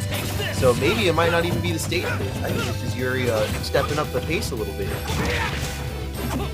Yeah, definitely whenever no one expects the aggressive Belmont for some reason. Even though we've been seeing the T3 Dom and, you know, people like them and Dark Falcon really tearing up a storm. Astil as well, a little bit more local. But frankly, no one expects the Belmont to turn on the Jets, even despite all these aggressive players being on top. But aggression was what lost Yuri that other stock, because they tried to get up attack from ledge, but they got parried into jab F smash. Yeah, right into jab F smash. We call that jab smash, and we got our tied stock count once again here. 20% deficit for Frost, and doing a pretty solid job of making it up here as we find Yuri at ledge, responding with a neutral get up into up B, getting a down B on the center platform there, and getting an F tilt to follow up. Pretty safe option, as you don't want to overcommit to something that close to your opponent. So not as strong as a down B forward smash, but still a pretty good follow up nonetheless. And that percent is starting to climb in favor of Yuri as a result. Yeah, and nice turning cost into axe throw to take that stock. I'm gonna call that out again. The coverage of that top platform by the jump holy water is absolutely insane, because that pillar of holy fire, anointed liquids, actually, you know, on top of having a tall hitbox, it also is something that lingers and shuts down at the very least half the platform for Frost. And sometimes if they land on top of it, you can get a nice combo off it as well. But speaking of combos, that jab side B, take that stock from Frost. Yeah, it's going to be taking the stock, but despite that, the stock count is still tied at this time. It's not necessarily meaning that he's in the lead necessarily, but now it just means he has a little bit more leverage. So it's more so, I mean, there's a lot more riding on this for Yuri, because Yuri's trying to get back into the set. You know, down a game, definitely trying to do what he can to tie it up ASAP and not have to make more work for himself.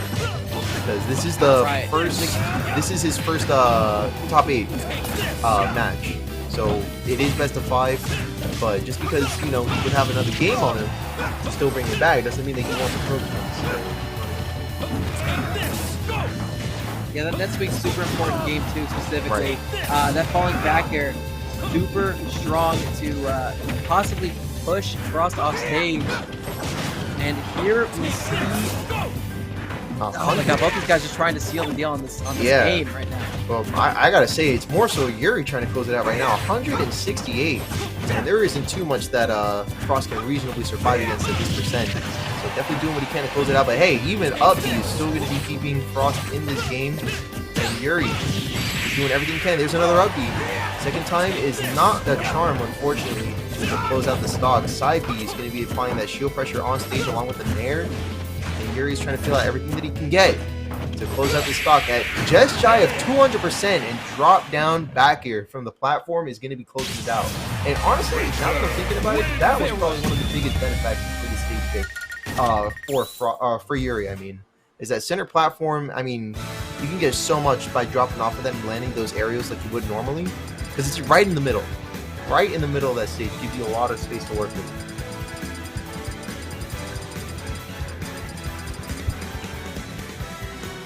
It gives you quite a bit of leverage there, which is really good for him.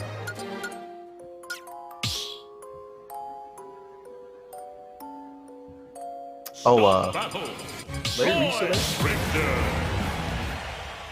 Oh, he can't hear? Huh.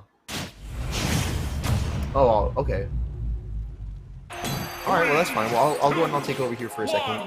Then we go ahead and get on with the next game. You can hear me, right? Backstage? Okay. Okay, cool. I just had my game audio and my commentary audio taken away from me, so I was left crippled before the end of that last match. But speaking of being crippled, you got Yuri a crippling first off. going yeah, that was down at a crippling deficit this early in Game 3. Hey, you called it, man. Really strong start for Frost in this third game.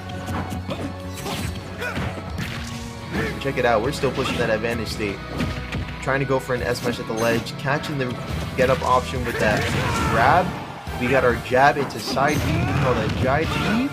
Up B. Catching him at the ledge with excellent tech from Yuri. He's going to be keeping him on the second stock. And man, just to think that he was one tech away from losing the second stock means that Frost is definitely in it to win it this time around. Now, this game is looking reminiscent of Game 1. Same stage pick, but also the advantage from Frost is looking as strong as it did before. That first stock was really explosive, but this second stock, be it a little bit longer than the first, it was definitely still in favor of Frost controlling the stage for, I want to say, like 99% of that stock. A lot of intense stage control, almost catching the jump, not yet though, as Yuri's still on this stage and on this stock, albeit his last for this game. I don't know if DSR is on for these tournaments, but after watching Game 1 and Game 3, with how well Frost has been playing, I would consider calling DSR, or at the very least banning PS2, because Frost has been playing out of his mind on this stage. Yeah, I don't even know what it is. Yeah, it's counterpick DSR, but right. So being that it wasn't started, they are allowed to go back to that. But it looks like I don't know what it is, because I almost want to agree saying that it is the PS2 pick, but to be honest, I don't see any of the platforms being utilized. So I'm really not sure like what it is about that stage, if that's what it is. That's just putting Frost at such a far advantage state. I can't really call it out straight away. It might be the fact that there's an open center, and that just gives Frost a lot more space to move around and approach freely, as opposed to having to go underneath that umbrella platform of like Smashville per se. Right, and I mean that's technically true, but I mean I feel like that's not really gonna like make or break the game. While it is, definitely point worth mentioning, but like it just seemed like that first and second game, and I called it out both times. It's honestly just Yuri at ledge like 90% of the game, and every stage in the game has a ledge. So I'm not sure what it is about that PS2 stage pick that's really just pushing Frost to the advantage. Right now, we have a pretty even start for the both of them, and it's looking a lot more manageable for Yuri on this game 4. As we're spacing out the neutral a little bit more, which is good. These aerials are coming out in full swing, stuffing out those approach options completely. But yeah, it was just something about that pick. I can't really confirm like definitively what it was that was just putting Frost in that constant like perpetual advantage state. But now it's looking a lot more even here in this game 4. Yeah, and I think most of the ability for Frost to really take over these games has been how much he keeps Yuri off stage. Like, when Yuri doesn't have any ground under their toes or any room to establish stage control, Right. that is where Frost really excels, and that is where the Belmonts are incredibly limited in what they can do Right. in this matchup. That's where the limits start to show their extent. You're right. Right now we're feeling at the neutral a little bit more. Got the down tilt, tries to go in for a side B, only to be met with the down tilt from Yuri. And these axes are coming on full swing. Excellent spacing, but equally good shielding just in time for Frost to avoid it. But a forward throw, almost going to close at the stock, not just yet. Going off stage, getting punished with the up B, only being met on stage with a couple of pummels. And yeah, this neutral is starting to heat up here, Laird. Well, I don't think neutral is the word I would use to describe that interaction, considering that was all in Frost's advantage. That side B takes stocks incredibly early, especially with that rage. And right now, we see Frost getting right back to work, laying 25% down on the board already. And right now, we are looking for Yuri to take this first stock soon. The thing is, the ability and maneuverability from Frost's Void could put a little bit more percent on the board, but that back air from Yuri finally taking that stock. Right. Finally closing out that stock. We got our tied stock in here now for both players. 40% is a bit of a margin, but it should still be pretty doable provided Yuri starts to space out this neutral a little bit more and try to push it into his advantage. Yuri really is doing a pretty okay job. They just kind of are tending to whiff on a lot of approaches from Frost. The thing is, Frost is playing such a fast-paced character that sometimes you really need to guess where they're going to be and throw out options accordingly. But if Frost expects you to throw something out there, he's not going to be in the ballpark for it. Right. More likely than not will not be in the ballpark, like you mentioned. Like he's so far out of the ballpark sometimes. He didn't even buy tickets. One of his coworkers from the office just said, "Hey, you want to go to the game tonight?" And he said, "No, I gotta catch up on all of my excess work, or I'm gonna get laid off. I don't want that." That was extremely specific. I would have just said like, so far out of the ballpark. Speaking from experience. Oh, that was like a whole like. Was that really? Who knows? I think Frost does. Yeah, Frost definitely knows what's up right now. But despite that, Yuri has taken advantage back in terms of percents, and they're trying to confirm a stock here. Frost going incredibly deep, but they will be punished by that holy cross. Right. It's going to be a very good punish, and even punishing that down to an overextension with a side B to close.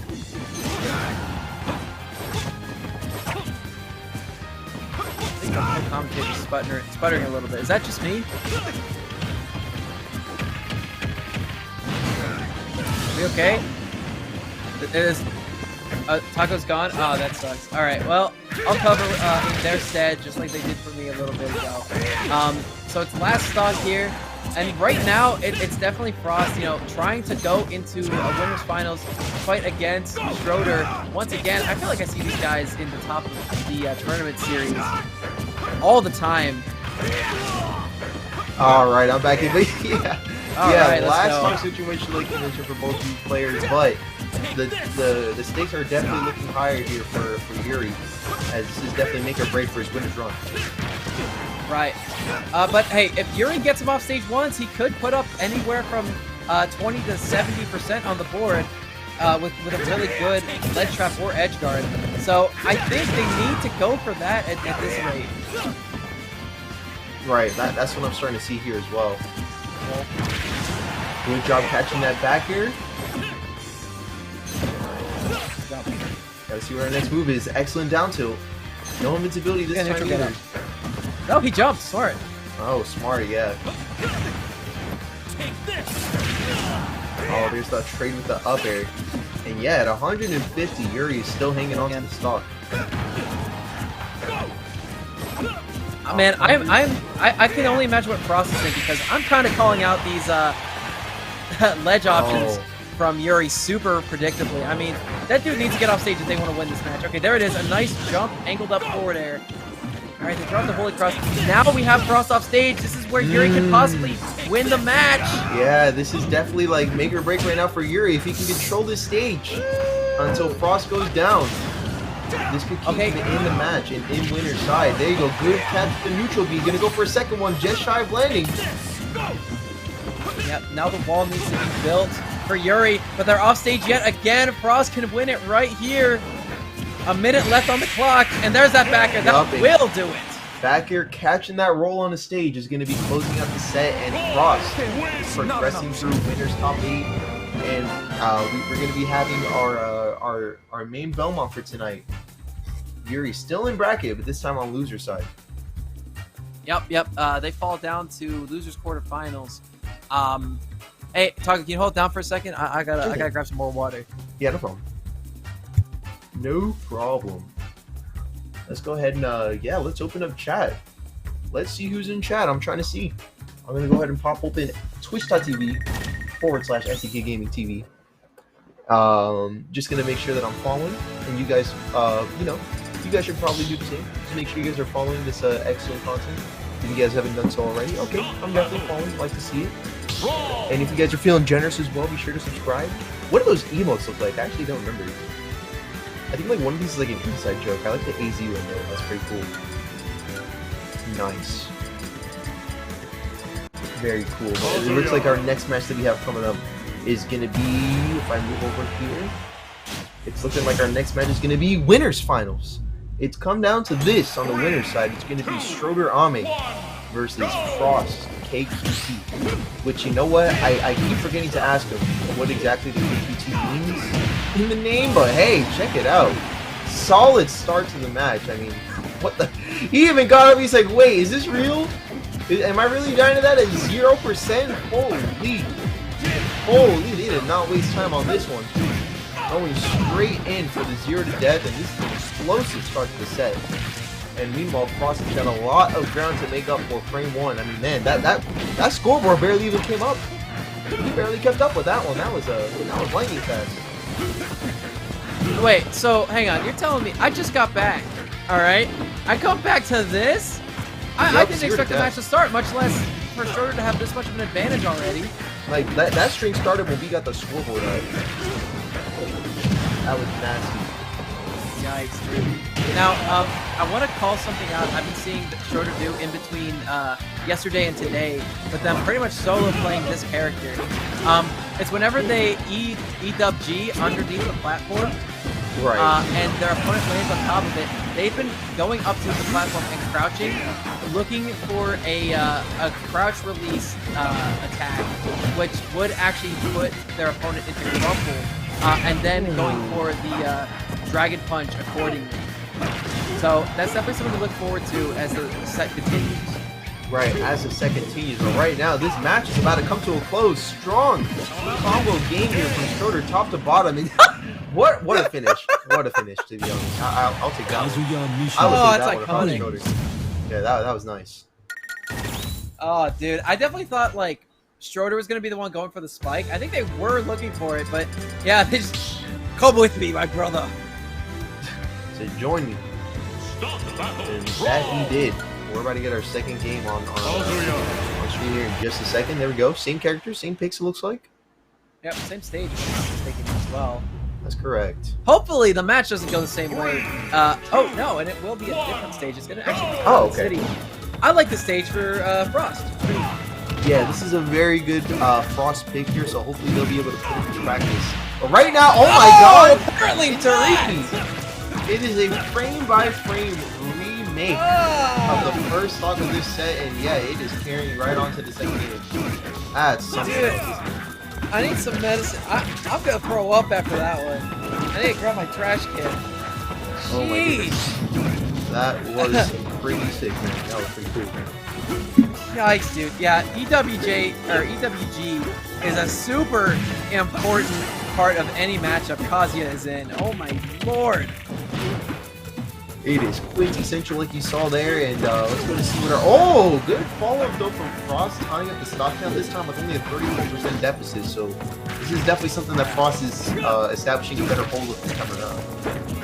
Despite how much of an early advantage Schroeder was at, Frost did such a good job of bringing it back into his court a little bit. You know, evening up the tension, putting himself in a more winnable position, yet short-lived to say the least. And yeah, there's those down tilt cancels. Down tilt cancels, but I mean, it's looking like we might. Oh my god! No, he does it again! Oh my god! This Kazuya is crazy. Wins. Y'all seen this? Wait, let's see it again. Yeah, check this out. Check this out. This moment right here. Yeah, EWG into spike, into up, EWG into F smash. Damn, dude. Into the Alright, that's what I like to call that one, man. For the second time tonight from Frost, saw them utilize this character a little bit earlier against Storm tonight, and I wasn't expecting to see it so soon. But I think right now Frost is looking for any answer that they can bring to the table against this menace that Schroeder has presented him with. Yeah, absolutely looking for any response possible. But I'm thinking that the way the character works, it might be it. And we're kind of already seeing that here. Good advantage state from Frost, and I'm thinking like the ability to space out a lot of these options that Kazuya's throwing out would be super beneficial, but for Frost, but you got to be careful. Right? Oh my god. Schroeder is very much adept at pulling out these sorts of disadvantages. Yeah, I like Frost's patience, not trying to rip on those up airs too hard. Oh no, but the rage, that's not gonna kill. Yeah, but it does a lot of damage. That laser, okay, very close to. Oh no! Can you do it again? Oh he's so my close to god! Alright, both this is talking doing so, but damn, that was tragic. Schroeder. Such a powerful first stock. Yikes, dude. But hey, you love to see it if you're Frost. You know, you got edge guarded, but at the cost of your opponent's life, that's a full reset as far as you're concerned. And right now, he's making good on that promise. 85% unanswered already on the Schroeder. That's right, 100%. And no response yet from the main man of AD Smash. Check it out, there's the Rage Art with the Shoot Armor. Yeah, 40%. There, but the back air from center stage will be connecting and taking care of Schroeder's second stock. Frost with a pretty definitive advantage right now, but as we know from Schroeder, if they get one opening, they can force that opening open and make it into a dub. Yeah, okay, they really can't all be winners on top of that, huh? But the Electric Wind God Fist, the up smash coming out, not going to connect. He's going for the 2 frames with the Eruption. Yeah, Taco having some tech issues, unfortunately. There's a Rage Art yet again. That will be taking the stock. And Schroeder not quite out of this match just yet.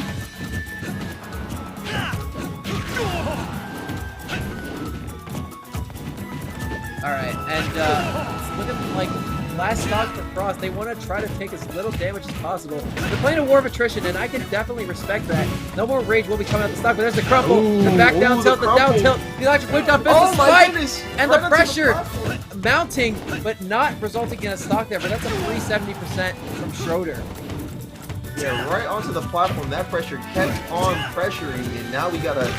I mean, it's still a very disadvantageous for Schroeder, but if anyone's gonna be able to pull it out. Dragon Punch input, special input will not connect, but there it is. Yeah, that's gonna do it. The 3-0 for Schroeder tonight. 3-0, and what a strong finish indeed. Holy, what a comeback! Yeah, that's gotta suck if your name is Frost, though. Oh yeah. He gets the crumple, back down tilt into the Dragon Punch with the special button input. That's right. Man, that was something. Yikes. That was something, man. I'm glad we got to sit in for that one. That entire set was something from Schroeder, though. My God. Yeah, Frost kind of laughing off like, yeah, okay. Oh, here's the fist bump. Gee, there Yeah. we go. Nice. Let's go. All right, let's see. We're about to get amateurs finals coming up next here in just a moment. Wait, are we getting amateurs finals again? That's what it looks like. Yeah. Oh, it's been far too long. I'm so happy. Yeah, we'll have to see here in a second who our players are going to be. We'll see here in just a minute here who we're going to be having up for that. But man, some great Smash Brothers action so far, I say. Some great Smash Brothers gaming, if I do say so myself. What do you think? No. It's been a good night. I'm inclined to agree there. So a lot of landslide sets though. We really haven't seen too many incredibly close sets. I mean, 3-1 in both sides of winners semis, 3-0 in winners finals. Only two 2-1 set counts that have been on stream in winners side so far. And everything else has just been complete shutouts. So, you know, we're getting down to the point where I'm going to be expecting a little bit more, I suppose, like, close sets, considering the player scale is more even. But I want to see some people, like, push the absolute limits of what they could do. But I think here's that first SAK Game 1 that I missed. God damn. Yeah. Okay. There it is. That's why I was so impressed when I saw it in Game 3, because I hadn't seen the first one. Yeah, I didn't see Frost stand up either. That's funny. Yeah, that was actually funny. Like, literally had me wondering if they were doing, like, button check or something. Right. I was like, there's no way that actually just happened that quick. But here we go. Here's another one. See, everyone likes to pop off for Electric Wind God Fist, and I admit, the move is broken. But here's the other thing. Regular Wind God Fist is good, too. Yup. It's really good. Yeah, because it just like sends it that trajectory that, like, straight up in the air, lands on that platform, and that's really good if you can pressure underneath the platform, or as we've been seeing Schroeder do sometimes, go for that crouch cancel crumple attack on the platform as well. We haven't seen one tonight. We have seen him go for it. I think Frost, obviously, you know, mashing the get up attack button off of that interaction has made it difficult. But yeah, if Schroeder could, like, parry it and then go to the attack, I mean, that would be crazy. I mean, yeah, I think so too. And you know what? I think Chad agrees too. Kazuya Mishima, to quote both Felix and Schroeder directly. Kazuya Mishima, chat. What do you guys think? Do you guys agree? Just type Kazuya Mishima in chat if you agree. Because to be honest, and this is not just me speaking here, but if you ask me, I think Kazuya Mishima. What do you think? What are your thoughts? Kazuya Mishima? Kazuya Mishima? Nah, Terry Foger from Mortal Kombat. He's the guy who throws out the Hadouken. I don't know, man. I just think Kazuya Mishima. That's my personal opinion. That's what I'm thinking. Well, see, I backed up my opinion That's with just me. facts, though. That's just me. I'm just like, look, kid, nothing personal, but Kazuya Mishima. Hey, I have my stream set up here. Yeah. Yeah, hang What's on. up? Let me plug some cool things we have coming up here soon. Sure, So go for for those it. of you who haven't been following the Tuesday night action here for the past month, we have last night finalized our top 8 for the Arizona Smash League finale, which will be happening at 1 p.m. Pacific Standard Time on August 15th. That's right. Coming up soon. That's Sunday. Yeah. And Sunday. What's that from again? I feel like I've heard that like a million times. Wrestling. Yeah. Today Show. Yeah, sorry. Exactly. Sunday. Eyes itchy. But speaking of Sunday, this coming Sunday, I'm gonna take a look at my calendar real quick because I'm a cheater. Sunday, August 8th. August 8th. We've got Smash at the Reach. That's correct. In correct. Tulsa? In Tucson. Smash Tucson. Reach happening in Tulsa's Tucson. in Oklahoma. And your boy's gonna be there too. I'm gonna be at Smash Reach. Pull up. It'll be lit. I promise. I promise. We have canes. You literally win canes for a year if you win. Isn't that? That's like crack. That's literally crack. That is the best thing ever. You know what sucks? What's up? We don't have any Raising Canes on the East Coast, Well, or at least in my neck of the woods. well. Hang on, let me look up where the nearest Raising Canes is. Hold on. Yeah, find the nearest Raising Canes to you. I'm actually curious. Where do you find that? Yeah, I'm super curious. This is important information. How many hours are you driving out? How many hours are you looking at? I'm gonna get a whole road trip of some canes. Now look, I like canes. The nearest one to me is. Wait, I'm just getting KFCs. I want Raising Canes. You got KFC instead of canes? But where's the canes? I need to see. Give this man some canes. Where is it at? Oh my God! The nearest Raising Canes is in Boston. In Boston? Like It's states over? It's in You're around Boston, bro. Close enough. Wait, right? how far is this from me? Hang on. Oh god. Directions.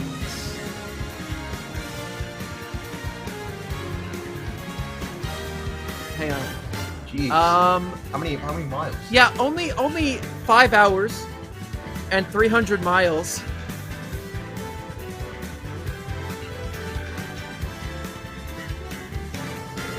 I guess. Are you kidding me? That's something for you guys out there. Everything's super close around here. I guess. That's a hard maybe for me. It is canes. It is canes. It is worth it. I freaking love Raising Canes. I'm gonna be a Midwest personality here soon, and they have a plethora of them in the Midwest. Oh yeah, in the Midwest. Yeah, you're covered. You got coverage there. Got the canes coverage, if you will. The canes coverage. I hope so. Yeah. There's one in Virginia as well, but I still think the one in Boston's closer. Yeah, that's probably closer. There's a ton in Ohio. Mm-hmm. Man, I wish there was one in Maryland. But man, canes for a year. That is one heck of a prize for that tournament. I'm looking forward to entering. And honestly, I wish I could enter. Looking forward to playing online. I'm just looking forward to playing offline, to be honest. That's what's gonna be cool. Cause I don't know how it happened. I hyped it up so much. I'm like, dude, I'm gonna get to play offline at what was that tournament that was like last month? And I went there and I commentated. Yeah, Smash at Park. I went to Smash at Park, and I'm like, dude, offline. Yes, let's go. I went there. I commentated top 8, and I left. I don't know what happened. It was just a blur. It was just a blur. Before I knew it, I was out of there, and I didn't play a single game of Friends. Yeah, that's what happens. I recently had cross up over here a couple weekends ago, which I have neglected to shut up about because I've been still riding that high for a week and a half at this point.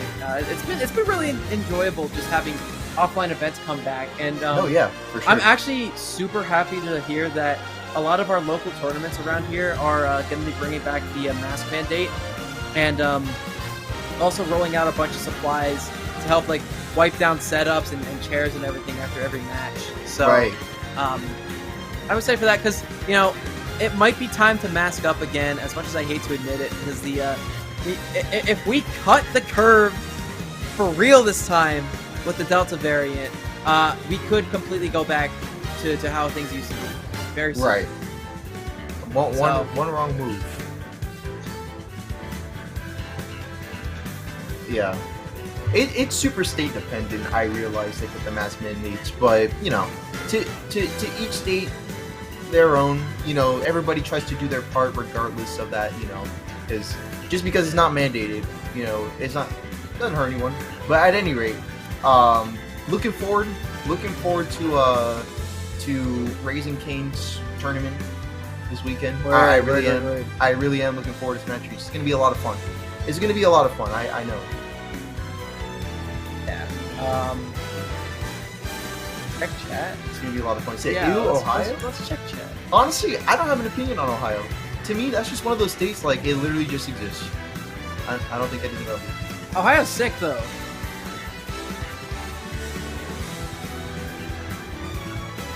Oh, Monte? No, I didn't see that. And then Fantastic Mike says, yes, come to Arizona. We have Canes. It's one of the 5 C's of AZ. What are the other Yeah, cities? everyone's trying to get me to come to Arizona, man. I'm literally like 2 or 3 weeks out from going to college. I mean, in Indiana. Everyone's Yeah. trying to get me to like pick up and come to your place, yeah. I mean, which would be fun. All things considered. it would be cool. It would be cool. And I know a lot of opportunities are opening up for in-person commentary too. So, you know, if that works out logistically too, it'd be great to have you on in person as well. That would be nice. I might spend like a couple weeks there, maybe during a holiday or next summer or something. Mhm. I mean, that'd be fun. We could arrange that. Right. But it looks I like mean, I know Jinx. Jinx did something similar this past, like at the start of this summer. They came up to Pennsylvania. That was how I was able to meet them. Right. But Oh I'm yeah. pretty Okay. sure- Alright, so we have two Oh, ECU cool. players coming up on the plate for Amis. They're going to be our amateur bracket finalists, facing off in amateur grand finals. Immediately prior to our losers quarters sets, or actually no, it looks like we're going to be taking up on losers semifinals once this set is over. As both of the losers quarterfinals matches are in progress currently. Yes. Swamp versus McDale in Amateurs Grand Finals. McHale is a sick tag, actually. McDale sounds like a. I'm trying to think. Never mind. I can't think of it. It just sounds like, I don't know. It just sounds like a. It's a very versatile name. It sounds like you could be tied to any, you know, FGC game. Because you know, there's some tags that are like very like Smash Brothers. You know, yeah, like PK Chris, like that's obviously like MK is like short for Meta Knight, like in Nairo MK. You know, but like Right. McDale, But not in MK Leo though. but MK Leo, that's Meta Knight. Also. No, it's not. Is it really not? Wait, really? What is this? No, MK I think is an acronym for the. Okay, this is not 100% true. I'm not certain about this.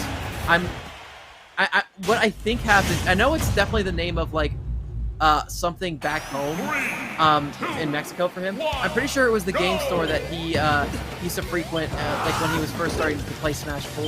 Oh. But I'm pretty sure somebody in his family, I think one of his cousins might have owned it or something.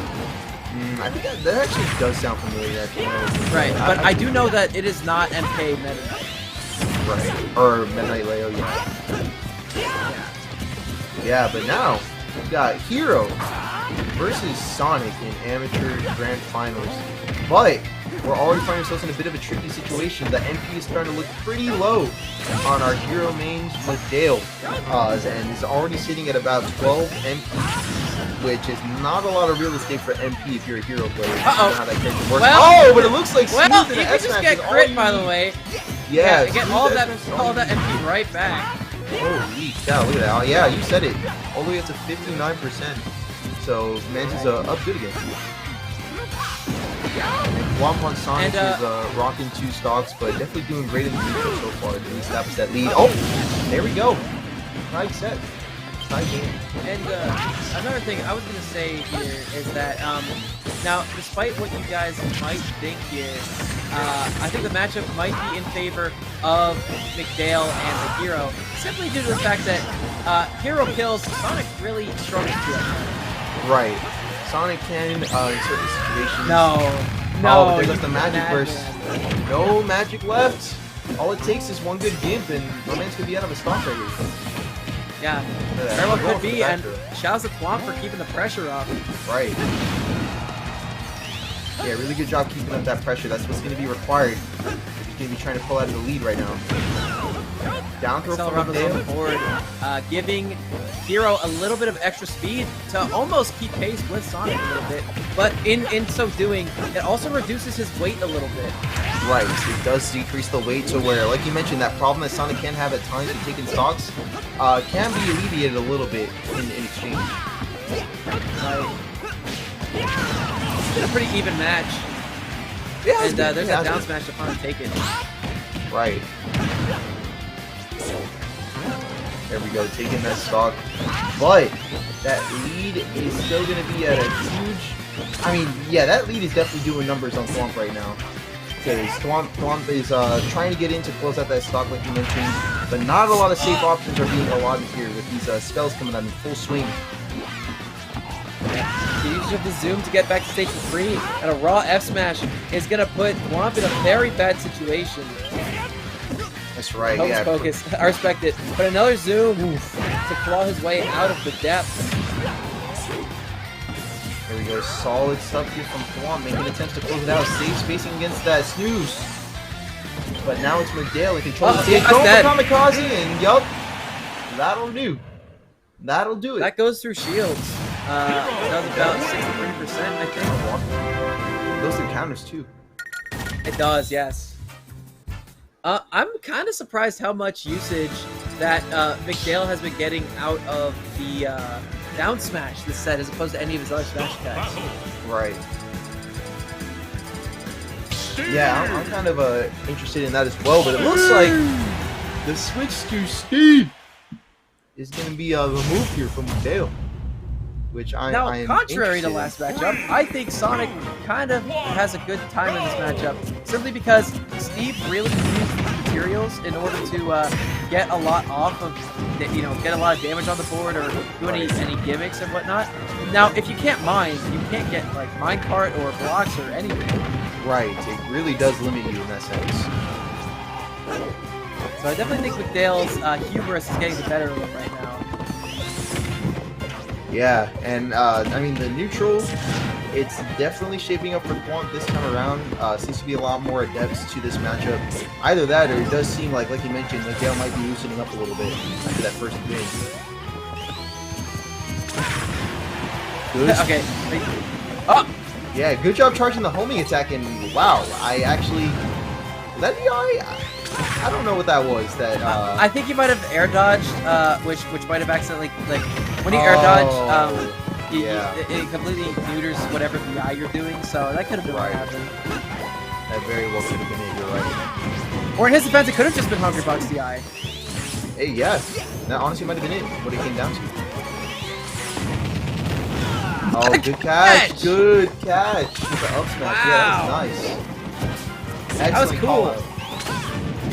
Yeah, I wish it killed. That was sick. That was blocks. Okay. Yep. There goes the lava again. All right, he's very close to getting diamond, by the way. Yeah, all right, very right close now I to think he gets it. Yep, there it is. And he also has powered rails until that gold block goes away. Right. That's correct. Alright, let's see what else is going on. Got the neutral once again, even stocks. That percent is looking pretty even as well, but it seems like that cart is going to be putting Thwomp at the ledge and McDale in control of the stage, if only for a little bit. But Thwomp's doing a great job at recovering that control and resetting the neutral. Here comes the diamond tools though from McDale. So now things are going to be stepped up a notch. Early for that. Wouldn't you agree, Taco? A little bit early? For the diamonds. I would say any time is a good time for diamond tools. That stuff packs heat. Right, but I mean, you're at the end of your stock. Well, they got it back, so it's fine. It's okay. Oh, right. Almost got the combo. But they were able to get the attack off nonetheless. Right.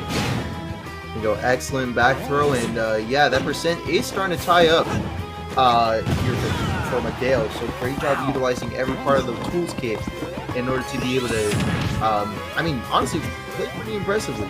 Considering that, I mean, I can only assume that McDale's not a Steve main. I want to say that he's not. But I have no idea who this guy plays or mains, but it looks like DLC. Yeah, they play mostly K. Rool. Mostly K. Rool and DLC, so I guess Steve included does seem to have a lot of know-how on this matchup. Right, but there is no pickaxe on deck for Steve right now. No pickaxe. That means no forward and back here, and no second stock as a result of a smart up air positioning from Thwomp. Yep. Oh, yeah. McDale wasn't ready to rip on the homing attack punish. I'm so used to seeing that move connect, shield or not.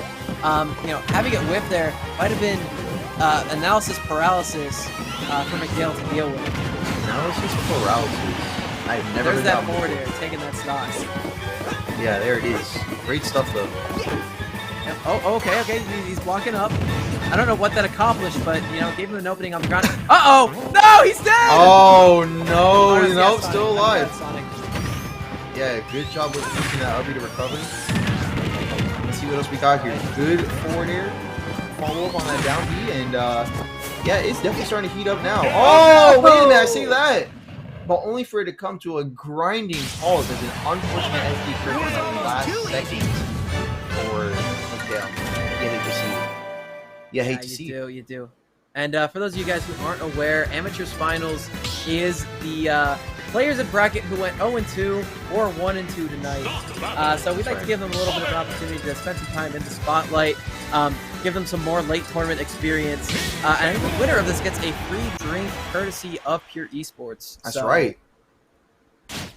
That's right. You know, there's still something on the line here, and here is the main man. And as if to respond to there being something on the line, McDale comes out in full swing with a K-Rool main. Switch up on Yeah, he heard me talking. He was like, oh, I didn't realize I could get a free drink. I want that Red Bull. Yeah. I want that glitch energy. I like it. There's a forward air, followed by a two forwards in a dead! row! Oh my goodness. That was forward cheesy. air, forward air. That was goofy. I like That was a really good combo, though. It was. Oh my god, he's off stage again.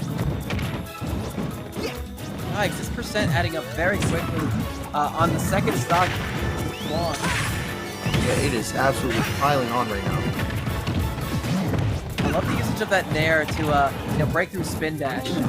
Right, I'm a big fan of that as well. Oh, and there's a down smash. Closing out the second stock.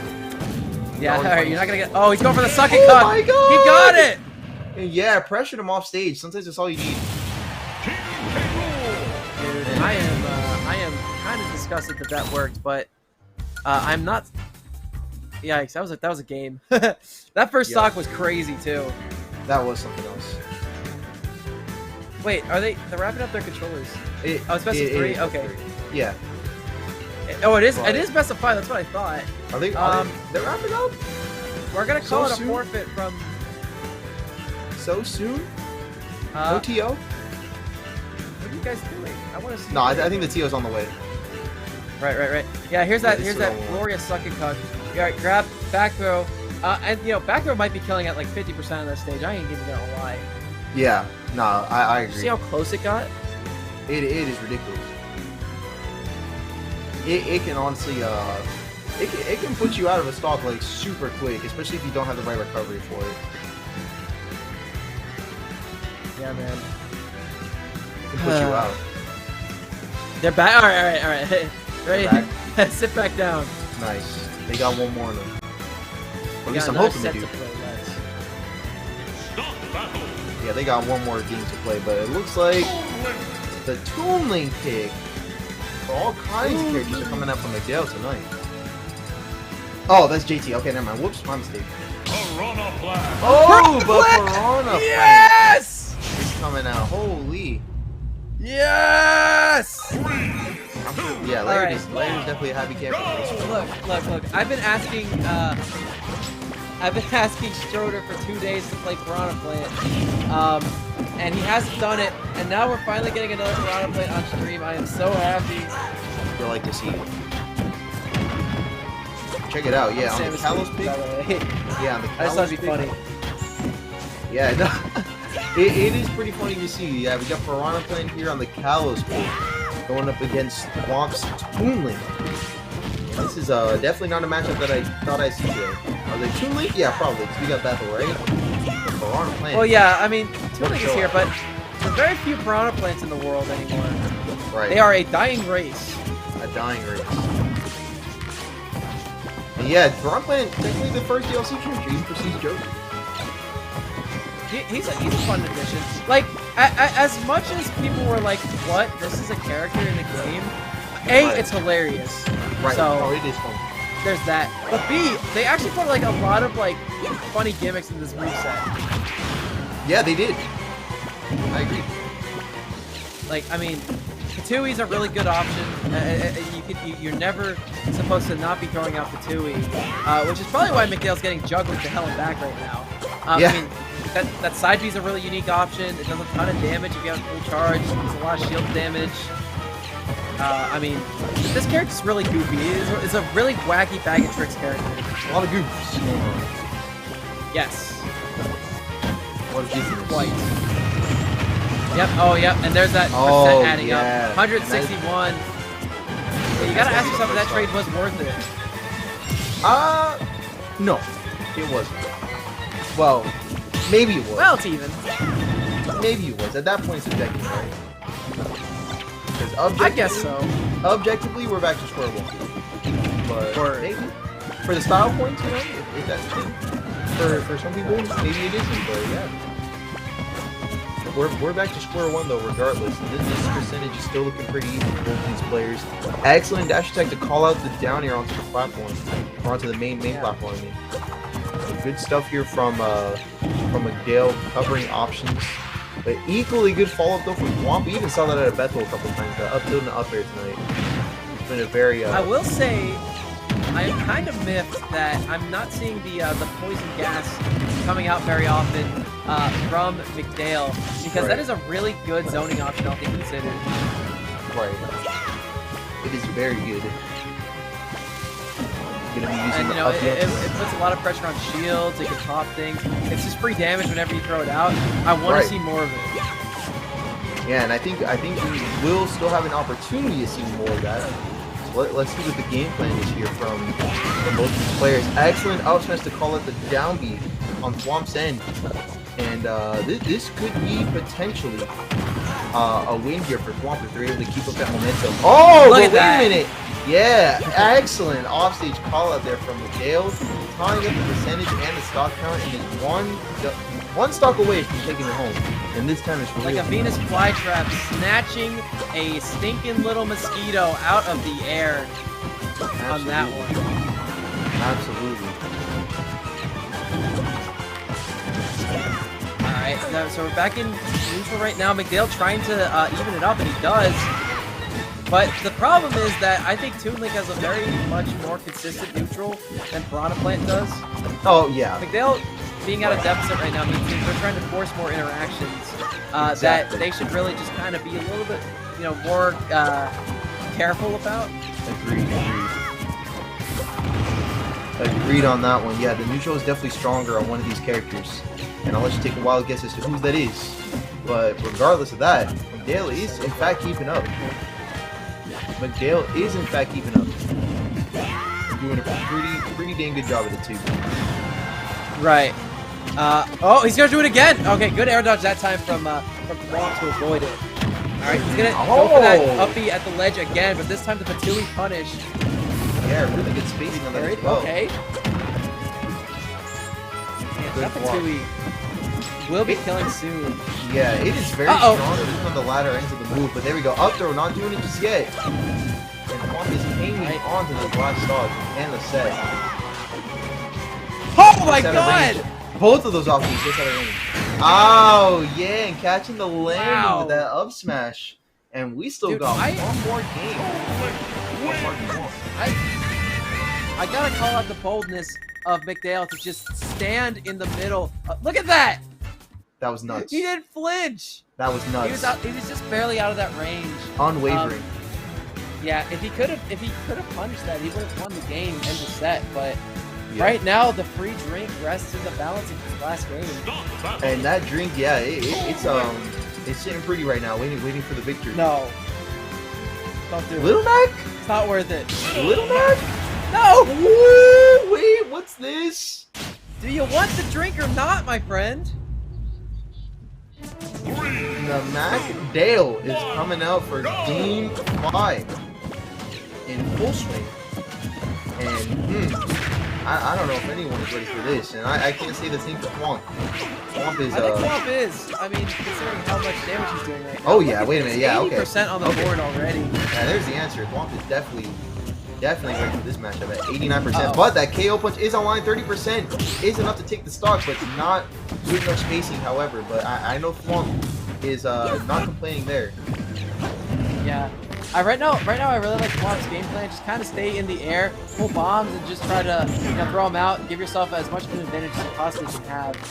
I respect it. It's working great. But there's that F smash with the armor.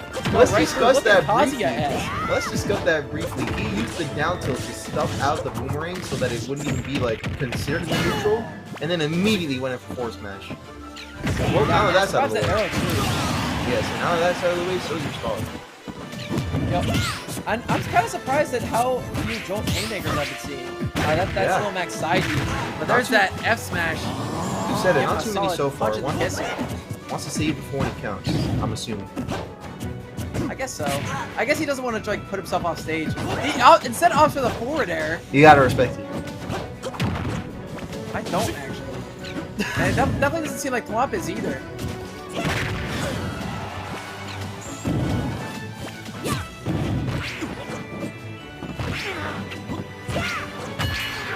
Alright, lots of percent building right now. KO Punch is online. It will be offline soon. There's a first Jolt Haymaker. Alright, and they use the KO Punch to get back to stage. They didn't really need to do that, but hey, they gave them a little bit of stage control, so I'm not looking to get gift horse in the mouth.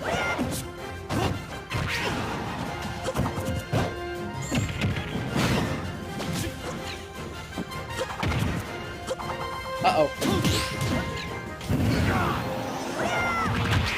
He's dead. Yep, go to ledge sometimes, bro. It's a good option. And already we see Thwomp on this last stock for McDale of the set, potentially. Yep. Throwing out a lot of damage very early on, but there's a nice catch on that up B. Yeah. And KO Punch is slowly building still. And Yeah, if he it gets is it to like starting to build 20%, Oh. that hits still! 54% on the board! And now it gets really scary for Thwomp.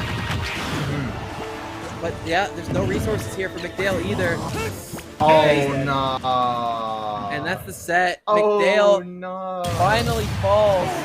Thwomp takes the entire set 3-2. And he secures the free drink. Like we both knew that he was trying to go for side B, right? Like it's just generally agreed upon. That was definitely misinput. Yeah, the spacing on that. No. It wasn't a misinput. He didn't have a side B. Oh, really? Yeah, because he landed on the up B from Thwomp. Yeah.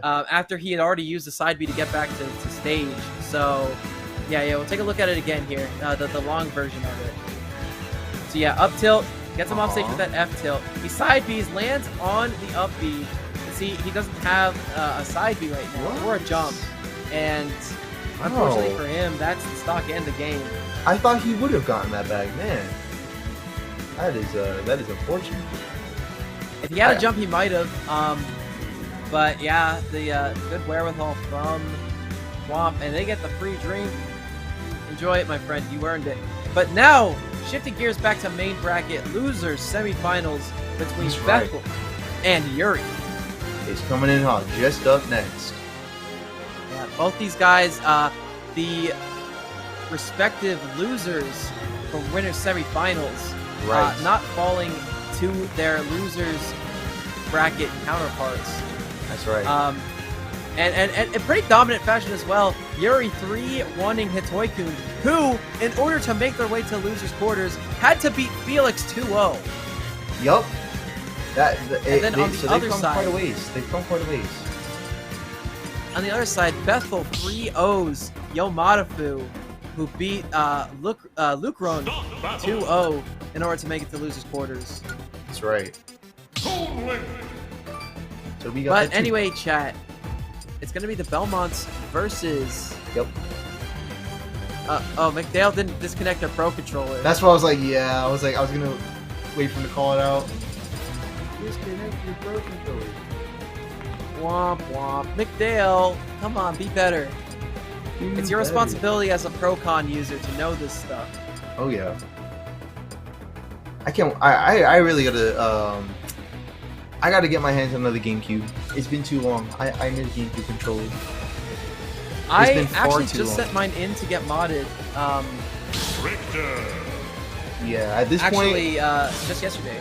At this point, I don't even want anything. I don't even want anything fancy anymore. I just need to get another one. It's been too long. I need these triggers to be a little bit easier to press. Oh yeah, it's those little touches that make a difference. Word. But anyway, chat, this is losers semifinals. A best of 5 set winner has the honor and privilege of facing off against Frost in losers finals. That's right. So a lot riding on this set here. This will be a run back if Yuri wins. Yeah, it'll be a run back, but right now we got to be running this loser semis. This is I don't know, because I feel like I'm actually gonna look this up, so I don't even have to ask, because I know that they have a set count. I know that both these players perform at a level where they've definitely gone head to head a number of times. I mean, you would think so I too, want to right? predict that I think Bethel actually has the advantage in the set count. I could be mistaken though. Let's look this up, Gabe. It's not even a question. But as of right now, this ledge looks trapping like they're set dominating from Yuri. Looks like their set count is 2-1 in favor of, you called it. Right, so Yuri right now looking to make this a 2-2 set count and make it a more of an even favor as opposed to Bethel's. That's correct. Right now the case is pretty convincing as they're still pretty healthy on that first stock, all things considered. Oh yeah, very oh my increasingly god. damaged Bethel 3D in their face. That was strength in that F smash, but not enough to close out the stock just yet. But hey, still a really good lead. Right. There is strength in these neutral options right now, but Bethel trying to fight back as he catches Yuri on the platform, but doesn't catch him with an option to close out the stock. Tries for the F smash just out of range of Yuri to get hit by that there as well. And Yuri's doing a great job at playing basically the same game that Toon Link would have been playing as well. In this situation. Right. Look, Bethel is 1 kill confirm away from taking the stock, and Yuri's like 1 strong hit away from taking the stock as well. Right. So this is a important moment of this match. There's that back air, taking that stock, and now it is 3-1 in favor of Yuri. That's absolutely correct. Alright, early down air for 17%. Oh my god! Let's go, Oh my baby! god! Beautiful cover! I saw him fishing for it. A monster steal to death. Yeah, that was powerful. Let's see it again. That was so hot, Get go. dude. We got My our down God. air. Gets that first down air. Throws There's out the our cross. sidey. Boom, boom, Down air. boom, Oh. bam. Ah! Skip bop boom boom bing bada bam pow. Give the pop, bada, psh. And then beat. And then got him. That was nice. Running straight back to PS2. Like it says no changes here. Only thing I need to change is this set count, it says. The only thing that needs to be changed is that attitude from Bethel. Exactly, man. Yeah, you gotta get back into this thing, man. Hey, game 1's over. It's done now. You can't do anything about it. The best you could do is do something about the rest of these 4, potentially 3 games. That's right. Here we go. We're trying to fill out the neutral a little bit more this time. This time in slight favor of Bethel. It's only for a little bit, but Yuri's trying to catch on to that pretty quick. Straight out the gate. And yeah, these drop down aerials, man, are a super strong option from Yuri. Seemingly regardless of the matchup. It just seems to work wherever he goes.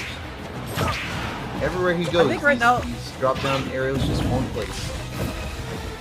I think, you know, the problem in this matchup, specifically for Beth 3D and Toon Link, is the fact that since Toon Link is so floaty, they kind of have a hard time of, like, mixing up their offstage, or their ledge options. Right. Like, if they jump, like, they're getting hit by something. Whether Right. it be, like, a turning cross, the Holy Fire, or, like, just the door there. There's a lot of time between when Bethel jumps to when they land for Yuri to react to. I see that. Like how that could potentially be troublesome for the others. Right, but a kill confirm from Bethel to be taking the early lead in this match. Right. Here we go. We got our The regrab. yeah. We got our regrab on the ledge. Another No regrab. oh, there's the wait. Oh. Yep, that's it. Even game once again. 2 stocks apiece. Both fresh. Took a couple of tries, but man, Yuri completely controlled that ledge and every single option that happened on it. Yeah, the stock count is now tied for a good cause. Yuri's However, controlling this. Bethel's still breaking free from the tied game first, putting himself at a 91% lead. That's right. In the lead, but Already Bethel sizing up for the kill. yeah, they're sizing up the opponent right now, which is pretty good move if you ask me. They got to just feel it out a little bit because they don't want to get too hasty now. This could be make or break for the match. Oh, that was a perfect setup onto the platform too.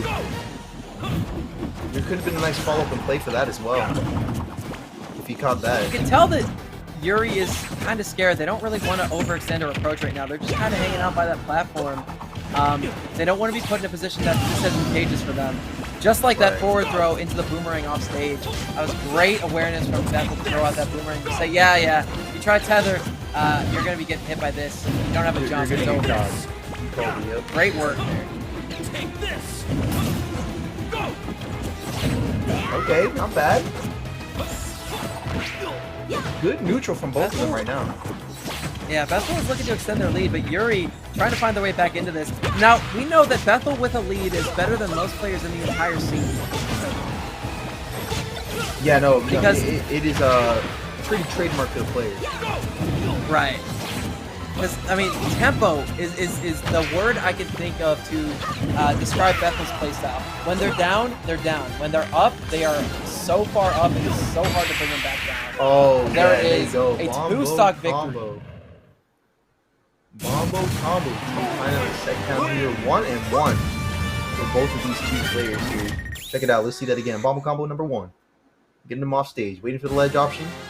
Throw the bomb. We call that bombo combo number 2. And that is a pretty solid finish. I gotta say. Yeah, I heard bombo combo once and I'm like, hey, that is pretty fun. I'll take it. So Smash was going to be the pick for Game 3. Since Bethel won that game, it's 2 more matches in either one's favor to win the entire set. We're basically going back to a best-of-3 situation here. Right. It's basically back to square one in that regard. Back to square one.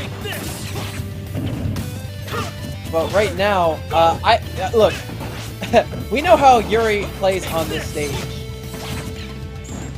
And not very many people can deal with it. Right. I mean, not too many people are adept at dealing with it, but so, something tells me that like so far with how the match is going, you can just look at the scoreboard and kind of figure it out. But the neutral kind of shows for itself that I feel like he's handling it pretty well. What would you say? I don't know yet. I think I gotta give it to whoever gets the lead first. Because again, that's important for Bethel, but on the stage, whenever Yuri gets a lead first, they snowball super hard. Right. And like, this defensive wall that they can put up is so devastating for anyone they come into contact with, no matter what the matchup is supposed to be like, because that platform is so easy for them to shark under and funnel approaches into the front with them. And then, you know, they can fall through the platform and aerial. It's super important for their game plan that they have that top platform. Very crucial. I agree with that completely. Oh yeah, and there we go. The first stock count is on the board for Yuri on this pick, and yeah, the Smashville pick is a very good pick for Yuri. That has been established very well. I mean, it's again like those drop down aerials are so good for Yuri, and I feel like the stage by far and away where those drop down, and I mentioned this before. I'm sure you remember that. Like basically almost every time it comes up, because we have gotten plenty of Yuri on stream. It looks like. Did we get any Yuri matches on stream before I showed up tonight? I believe we did not. Actually. Okay. Hang on, I'm gonna go check. Yeah, still had some pretty good stream time though tonight, I would say, and I feel like you would agree with me if I said that this. Yeah, that was the first one on stream. Yeah, this center stage platform is very good for letting those aerials shine. And there we go, solid forward throw, putting Yuri up 2 stocks ahead. What are your thoughts on that? Because that is impressive. Bethel needs to just not get hit the rest of this game if they want to win. Right. Needs to... Like, well, you should forfeit now. It's over. It's over. Oh, he got hit twice now. Look at this defense from Yuri. Oh no. Try getting through that. This man's ironclad. My man is untouchable right now. Unbreakable. He's invincible. Invincible. He's it. You watch that too? Yeah, I like that show a lot. It's goated. It might be one of my favorite TV shows. Really fun. Probably top 5. Really fun to ride, but you say fun, but not this neutral right now. They just going at it. A warrior. They are testing each other's defenses to see who will give first. Yeah, they are mauling right now. Now Bethel's starting to kind of play like Flop was a little bit ago. Right. With those uppies at ledge. Right. Oh. How many whips did he throw in the last 5 seconds? Right. Yeah, one taught the other. Oh yeah, actually that is true. I forgot that Bethel also is the coach at GCU. Yep, that's right. So the apple doesn't fall too far from the tree. No, not at all. But yeah, this neutral's looking really good for Yuri. And yeah, there it is again.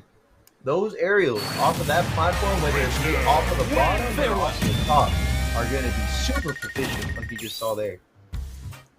Super proficient. Bethel, And right, yeah, that's could potentially be the Smash Bros. Out of play for the rest of the set, depending on how it Yoshi's progresses. is the counter pick. Yes, the counter pick. Yoshi's I gotta sword. be real with you for a second. What's up? I think it's a really good stage for Richter in this matchup. You think this is? Especially Yuri's specifically. Now, okay, I might look. agree. The slant is gonna make it harder for Yuri to throw down the Holy Fire, right in front of them whenever they're trying to ledge trap. But I still think that Holy Cross works incredibly well. Axe works a little bit well. There's a specific spacing they need to do for the Holy Water, but it still is usable. And this low ceiling means that uppy combos are going to be killing a lot earlier. Yeah, that's definitely something that's worth noting there. Right. He was trying to go for one just there, but the up air to intercept from Bethel does stop to that one. That's right. Here we go. We're finding yourself back on this, and the neutral is definitely shaping up for the both of them, but it does seem to be in favor of Bethel right now. He's finding himself on ledge, and even the roll onto stage is gonna make a cop with the bomb. So yeah, Bethel is on top of his neutral right now, and that percentage is starting to show too. Right. Bethel doing a good job of securing this lead early and just, biding his time, being patient, waiting for the opportunity when he can strike and confirm a kill. Right. Waiting to But strike. considering the low ceiling of the stage, we also might be getting up air kills a lot earlier for Bethel as well. That's true. Yup, and there's a good number of moves that can confirm into that extend up air. And nope, looks like the complete opposite is all we need. A down air. We'll be closing out the first block in this game for Bethel. Alright, up tilt combos, 23% already on the board. But Yuri can just kind of hold down the fort.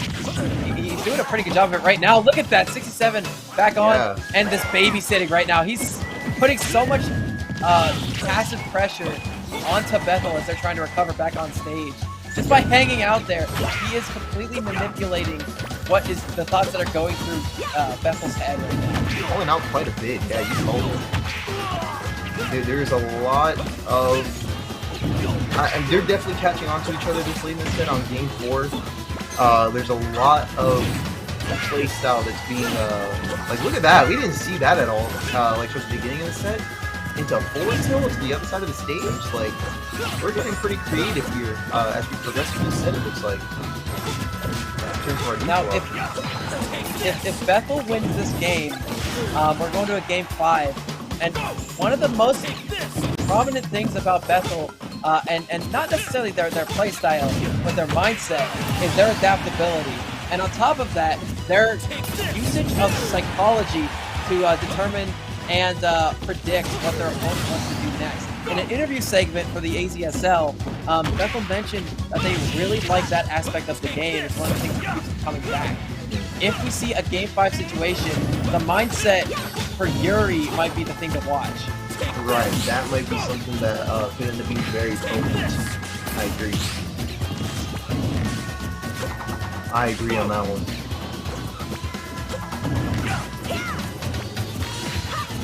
Uh-oh. But right now, Bethel raining fire on his opponent. Yuri! Yeah, Yuri, you can't keep doing this, I was dude. like, yeah, I was kind of just like waiting for us to move on from this one, but yeah, it is some ongoing pressure, and Yuri is kind of just taking it right now. Bethel was forcing Yuri to approach there. Yeah. But Yuri was holding onto the floor as opposed to getting a higher trajectory and making Bethel come to them. And there's that combo. Bethel forcing a Game 5 situation. Oh, here we go. Yeah, Bethel's belligerent pressure on Yuri paid out, and now we've got our Game 5 coming up next. Very peak neutral, I gotta say. It's good neutral. I will say that, and it definitely did its part. That But neutral was FD is going to be the counter pick in this match. that neutral was positively busting. And we do have some nice Castlevania music coming out. Like to hear it? I do respect the pick from Yuri. I agree. Castlevania had some pretty good bangers in this game, I will admit. Yeah, they did it right. They did it right on that one. I agree. Yeah, and this help from the past will be the music pick. FD, the Zoner Classic here. I'm interested to see how Bethel plays on the stage right now because, both characters can't really get a lot off of this, but there's no platforms for Yuri to hide underneath. Yeah, nowhere to run. But that right, same for Bethel. And already we see an early stock, not even 30 seconds into the match, and Yuri has a nice lead. Pretty nice lead, I gotta say. Already an entire stock lead, and FD. Who do you think? I would say that both players get something off of this map, but who do you think is winning more so in terms of like what they get off of the stage? Well, the proof's in the pudding. Take a look at what Yuri's doing right now. That cross is such a good option on this stage because there's no platforms for Bethel to escape on. Nah, that holy cross can cover the entire stage. Yeah, it either forces and if you don't jump over it, it's just pressure. Right. No, yeah, that's what I was going to touch on too. So it's forcing one of two options, really, to break it down simplest as possible. It's forcing a block or it's forcing a jump. And Belmont does have tools to cover both of those options. So. Yep. Yuri will not be calling for that twice. No, sir. There we go. Excellent use of the neutral B. Oh, yeah. Just shy of landing a second one, but good air dodge up from that one. Nice stuff. Alright, the back air going to connect, but it's not going to kill. Nope, not just yet. That back air is pretty good at early percentage, but not great at late percentage. It doesn't kill super consistently. Yeah, that's what I'm trying to realize too. It is good for early percent combos, though.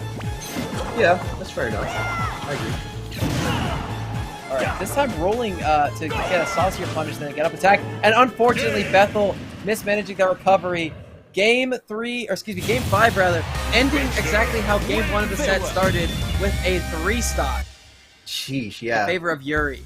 In favor of Yuri, going on to losers finals, aka the runback from winners semifinals against Frost KQT.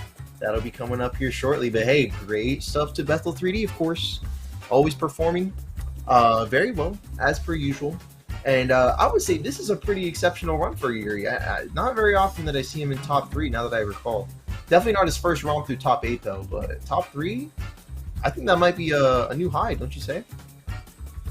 I think the same thing for Bethel, actually. I haven't seen Bethel make it this deep in bracket in a little bit here, either. Okay. You might have played in Pure Smash? Right, yeah, probably within Pure Smash, or one of our weekly tournaments, he might have gotten that once before. But yeah, really good. I mean, hey, you know what? Even if it is the usual shtick for Yuri, let's say it was, top two positioning is definitely nothing to sneeze at. That's for sure. Oh, 100%. And Yuri, looking to go a little bit further than 3rd place. They have a chance to get the run back against our main man, Frost, who Yuri was able to take a game off of earlier today. Time will tell if the set can happen, though. Right. That's what it's going to come down to here in just a moment. Okay, so we had a third place position at Pilot Program 21 for Yuri, so definitely not his first romp through, you know, this latter end of the bracket like we see now. Right. But I do gotta admit, is this the highest they've placed in a pure smash though? Very likely, yes. I think it might have been. Hang on, let me fact check that real quick. Very likely. Yeah, I'll take a look as well. Okay. But in the meantime, why don't we take a second to talk about the matchup that we'll be seeing again. I'm expecting the Roy and the Belmont yet again. Yeah, you know what? That does sound about right. Sounds about right. So, okay, Bethel got second place at Pure Smash 5. And they've consistently been mostly top 8 ever since then, with only a 9th place finish at Pure Smash number 7. And I think the highest they've gotten other than second place was, I think, a 5th place at number 8. Okay.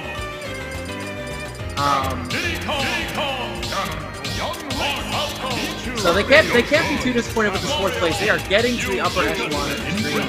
And also, I would really appreciate if Frost would stop doing this, because I'm trying to focus on my crossover. Said no thoughts. Thank you, production. You guys are the best. Nice, very cool. But what was I gonna say? I'm actually gonna take just a moment here to grab some water. If that's cool, I'll be right back. And hopefully, yeah, hopefully I won't miss like a 0 to death or something crazy. But I'll be right back here. Well, considering Yuri just had a set and they're not here yet, I'm a little shocked to say the least. Man, how short is the attention span on Frost right now? Sheesh! Somebody's bored. He's talking to Schroeder a little bit, but he still can't even be bothered to pay attention. He's just keeping on moving around the character select screen.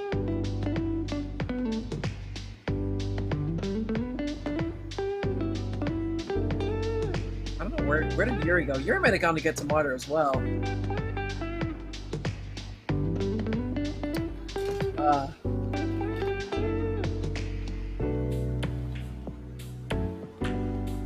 Well, according to the Pure Esports employee, they despawned. So I don't know what that means in regards to how the rest of the tournament's gonna go, but they might have been so happy with their 3rd place finish that they completely let everything else fall by the wayside.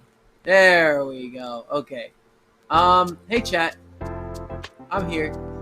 You want to say something? Now is the time. Is Yuri gone again? Schroeder? Oh, Yuri left. You can see in the wide shot.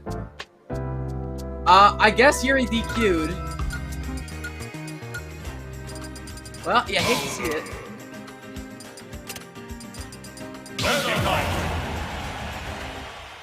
Alright, well, we're getting right into this thing. It's gonna be Donkey Kong versus Meta Knight. The Donkey Kong obviously coming out from Frost, and the Meta Knight from Frost. Look who's back just. Or excuse me, the Donkey Kong from Schroeder. Forgive me, chat. Yeah. Yeah. So what you missed, Taco, is that. Oh, this is friendlies. That's what I was gonna say. That's what I was like. Wait, why is Schroeder? I was gonna say I was wondering if Yuri's like checking something in the car. I don't know what's going on. Okay. Oh, okay. Well, I can relate to that. It happened. Right. Well. Yeah, let's watch it. It's at least something for the chat to look at. Let's beat the friendlies. Because, dang, I miss all friendlies, man. I said it once. I'll say it again, man. I miss friendlies. I actually just had some of my homeboys come over a couple of weeks ago. Actually, I think this past weekend to come hang out and play. My good friends Nikolai and Goten from PA Scene. Okay, word. Yeah. Yo, Nikolai is such an icon. He's very He's very cool. Like, he's one of the nicest guys I've ever met, first of all. But second of all, he plays Smash Ultimate at a very high competitive level, despite the setbacks that he faced in his IRL life. Now, those setbacks include the fact that he has a he was born with a birth defect that meant that his right hand, couldn't grow to full size. Oh, whoa, really? And I don't think he actually has use of any of his fingers either. Whoa. But how's he So, doing that? I don't know. I don't want to ask him because I think it would be rude to. No, that wouldn't I be don't rude, wanna especially if he's your friend. But like, he's still super like consistently amazing at the video game, despite what you might hear. I mean, it's awesome. He's super fun to watch and play against. He's a nice guy, and he still plays a game that he loves despite how difficult it would be for any other person. Right. So, yeah, Nikolai's good. Oh yeah, this is the first of 10 friendlies set, by the way. First and 10. Losers friendlies. Nice. Very awesome. Very awesome. I think Schroeder wins these. The DK, yeah, the DK popping off. Uh-oh. Oh, dang. Frostman Knight went crazy. Nair center stage? That's nuts. Who's that guy? Who are we looking at? That's our TOs, and not... Oh, wait, no. Busky? Oh, can't confirm it is Busky. Hey, Busky. Yeah, I don't know what it is, because like, I got the stream and our call open, like, for the stream, and like, I don't know if there's a setting for it, but I noticed like it's way lower resolution than the actual stream, to where, yeah, like to where I can barely make out some people's faces if they're far enough. But yeah. So I think that our bracket tonight is making up for the really short stream from yesterday. Right. Correct me if I'm wrong, production. I believe that last night's stream for the last block of qualifiers for the top 8 AZSL Invitational, I think that went for like an hour and a half. Really? Holy heck. That's If you include pre-show, right? Yeah, an hour and 50 minutes. So literally just an hour and 20 minutes for everyone. Like, I kid you not, Taco. 5 of the 6 sets played that night last night actually, were 3-0s actually. Bro, 3-0? Oh no. 3-0? Oh no. Yeah, I mean, Schroeder went solo Kazuya, didn't drop a game. That's 3 sets. And then I think it was Arconi and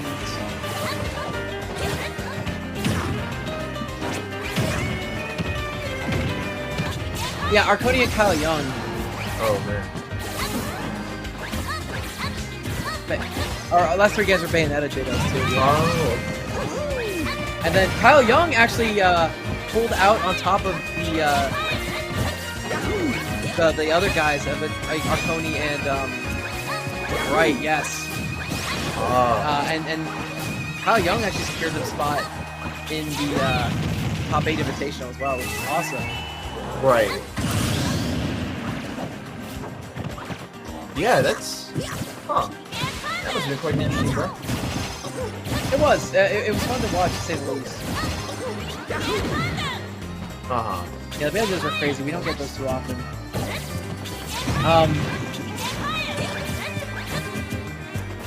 Okay, that was the highlight. Really? Right B. Oh, Yuri's back! Oh, nice! Whoa. Hello, Yuri. We at least have 2 sets left in the bracket today. Yeah. I was worried he was gonna leave the playing field for too long and then he was gonna despawn. Schroeder handing off his controller to Yuri. Oh, very ballsy. Very cool. Alright, Yuri we're starting the Ness. set. We're starting the set. 3-1 stocks. Look, they scored. Yep, right here. It's the first of 10. Losers finals. Yuri down. Oh wait, no. Yuri up. Oh, no! Uh-oh. Yuri up. It would be insane if the Frost doesn't doesn't win recover this. on stage. currently up the game, but down to the last stock. Right? Oh, no. You gotta hand that over to Schroeder. Right. Tag it in. There's that back throw. Yo, it's Schroeder pops off. Nice. Yuri wins the set. How sick would that be though? Imagine like a tag tournament, like Tekken Tag or whatever. Like at any point in the match, you can just hand over the controller to your buddy and just have him take over. Dude, that's how they should do Squad Strike. Yeah. That's how they should do it. That'd be cool as hell.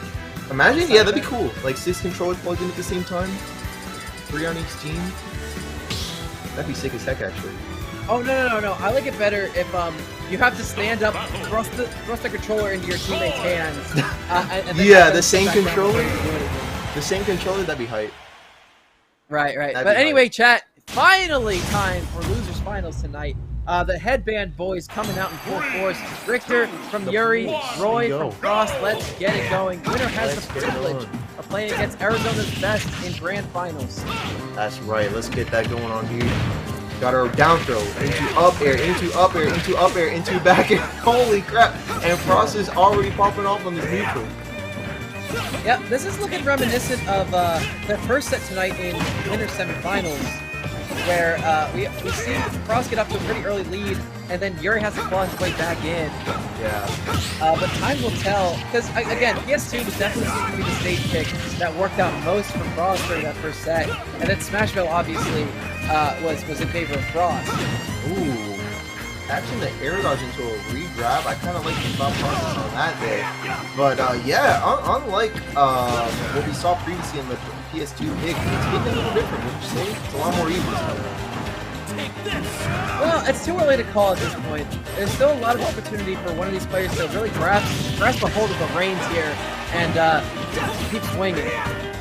Right, that percent though is definitely in advantage of Frost, but with, oh, I'm sorry, the percent is definitely in advantage of Yuri, but with the output damage potential that Frost is capable of, I mean, that lead could not last for very long. Be gone in seconds. Such a good air dodge from Frost to make it back to stage 2. They knew exactly that Yuri was looking for the angled up back air to take the stock, and the air dodge at just the right time to avoid it. Great call out there. Yeah, really strong from Frost. And that paid off for them. They were able to take a stock after that. That's right. That's right. Yeah, I was gonna say, I was like, that percent was in favor of oh, there. Oh my god, are you serious? We got the chain link jab, like whatever the heck you want to call that. I don't know, it's like the long press and jab, and then just fell off the platform and smacked into that area. That was busted. That's what we call busted. That was nice. I guess so, yeah. And now you see Yuri trying to claw their way back into the match. There it is, a nair to Jack Air. Take that stock. Jack Air. And there, oh, we got a solid streak start already. Oh my goodness, really solid, 45%. Yuri, I really wanted to see that up B come out from Frost to try to win the match. That would have been sick, but this is good enough. That's game. Yeah, that is def game, bro. That was nice. That's kind of hype. Yeah, no, I agree. I mean, Definitely. no surprise there, obviously. Frost has constantly been pushing the meta of this character. But, you know, still sick. Love to see it. Callus is the counter pick. I think Richter likes the stage. I would say But so I think as well. Roy likes it more. I mean, Roy doesn't really have bad stages, to be fair. Fair enough. So, But between the Richter two has characters, exactly. Between the two, Richter's definitely benefiting more off of this one. I don't know. I'm not so sure. The open middle means there's a lot of room to cover landings. However, that cross can't cover the entire stage and pose a challenge for Frost to try to maneuver around.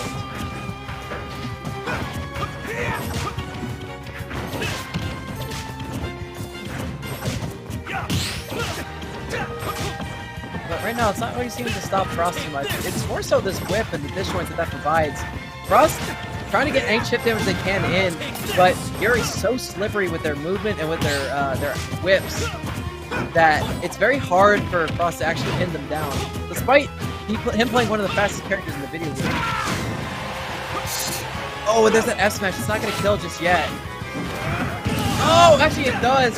Yeah, Yuri not able to make it back to stage just yet. You know, that forward smash set a little bit too far and close to the sun. And now we see a triple nair, 38% on the board for Yuri, and still climbing. There we go. And yeah, I mean, you said it. Neutral's really shaping up right now for Frost on this stage, and it is shown with that stock lead. Very strong, and it's still ongoing. In fact, there's a good counterplay from Yuri, the up he had a shield, and all in the holy water into up smash follow-up is going to be tying up that stock count, but for how much longer? Because Frost is not wasting any time piling on the percentage, trying to re-establish that lead. He even does so with the jab backer, man. It's a trademark. It's tried and true. He gave it a nickname. It's a powerful option, to say the least. One of the best kill confirms that Roy has at their disposal. Exactly. And it's something that we've seen Frost get a lot of mileage on every set they played tonight. Consistent, I would say. Yes. And Frost trying to make it a 2-0 set count in favor of him. But Yuri doing their best to make sure that they can see the light of another couple matches. Right, trying to keep You know, themselves in on they're this. at a deficit, but they can fight. They can keep fighting. Uh-oh. Not for much Oof. longer, though. Well, yeah, they can keep fighting later in the set, because dang, that one ended. That one is definitely ended.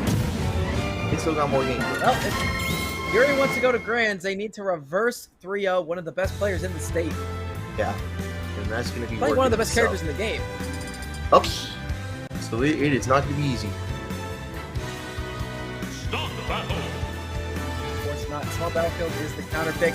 I respect this because I definitely think that Frost has definitely been like, I do not want to go back to Smashville in this set. Yeah, definitely he's not trying And to go back. I think that was a good option because Yuri is so strong on that stage. Yeah, Yuri... Honestly, yeah, Yuri's really good at taking stage picks like that, you know, serve the character and just doing exactly that, making him serve him best. This is interesting. The first time I've ever seen Yuri playing a different character. Yeah, It will be the honestly, Lucina coming I out. forgot this man had Lucina. I'm interested to see how this one plays out. So, Lucina crossing swords is one of the best to ever do it. Yeah, I'm curious to see how this plays out. It's been a minute since I've seen Lucina, so I'm not really sure how up to speed the Lucina is. Let's see. One stock is on the board for Frost. One stock is on the board for Frost, man. Yeah, that early first stock forcing Yuri to go back to the drawing board and really reconsider how they play the video game. But hey, you know, this is a matchup of consistency versus sheer brute force. Right. Lucina has a very good couple of disjointed attacks at their disposal that all have consistent damage throughout from tip to tip. Meanwhile, Roy really likes to get a lot of stuff close quarters, and that might be difficult because Roy is essentially a brawler, not a sortie. Right. Yeah, not a shorty in the slightest. So, there we go. We got the we almost got the jump B, but cut out short. Yeah, only got like the mini hitboxes, but there, yeah, F smash, solid punish. Solid punish. But do not ever whiff your up B whenever you're playing against a Roy, or you will get F smash and die. Really hard, yep. But there we go. But hey, there's Yuri taking their first stock. Exactly. One on the board now for Yuri. All it takes is a good edge guard, and Yuri's back in this thing. What do you think about the pick though, from what you're seeing so far? You know, at the start of this match, I would have said, well, I don't think it was a very good pick, actually. I'm going to be real with you. Yeah. I mentioned this, actually. You know what? Just the other day, someone came onto my stream talking about, like, something about, like, matchups. Like, I hate this matchup, whatever. And I was like, you know what?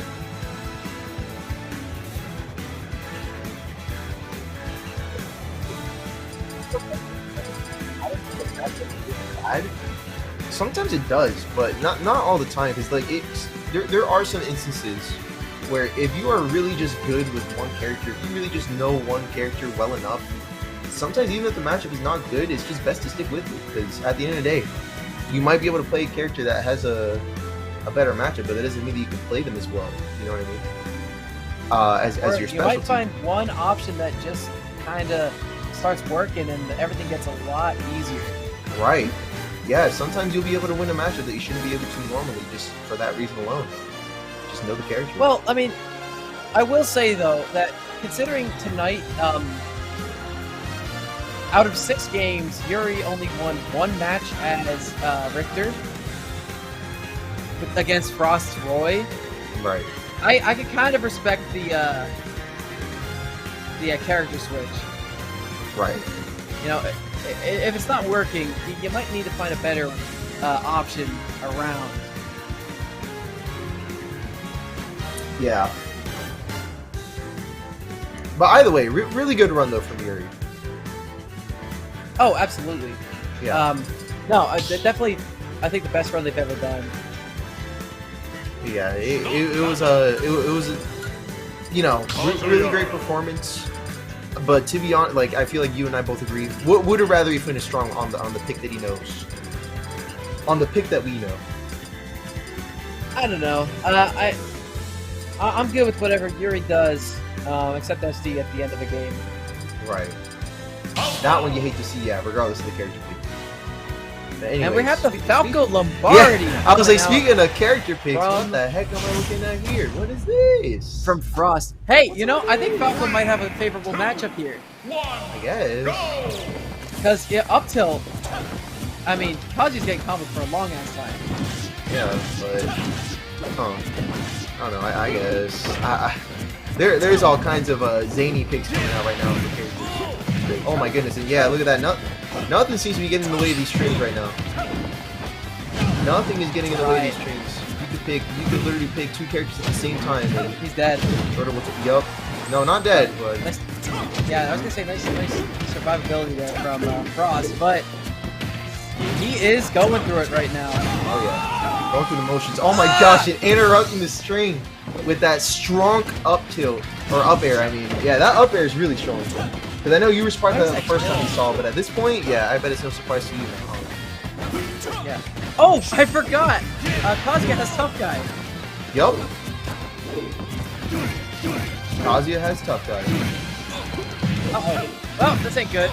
On the platform? Oh. Good save from Frost. Good save from Frost. Nice. Get it back onto the platform. Let's see what else we got. Oh, and there's the down B. Yup. The Rage Arts come out in full swing, and we got our second stock confirmed on Frost. Amidst that angry pop-off from Frost, yelling at his opponent amidst that being very unsupportive. He got his own Rage Art going on down there. What the heck? Yeah. Oh, he's dead. No, I guess not. Oh no! Oh, he did all that. Oh, was it worth it?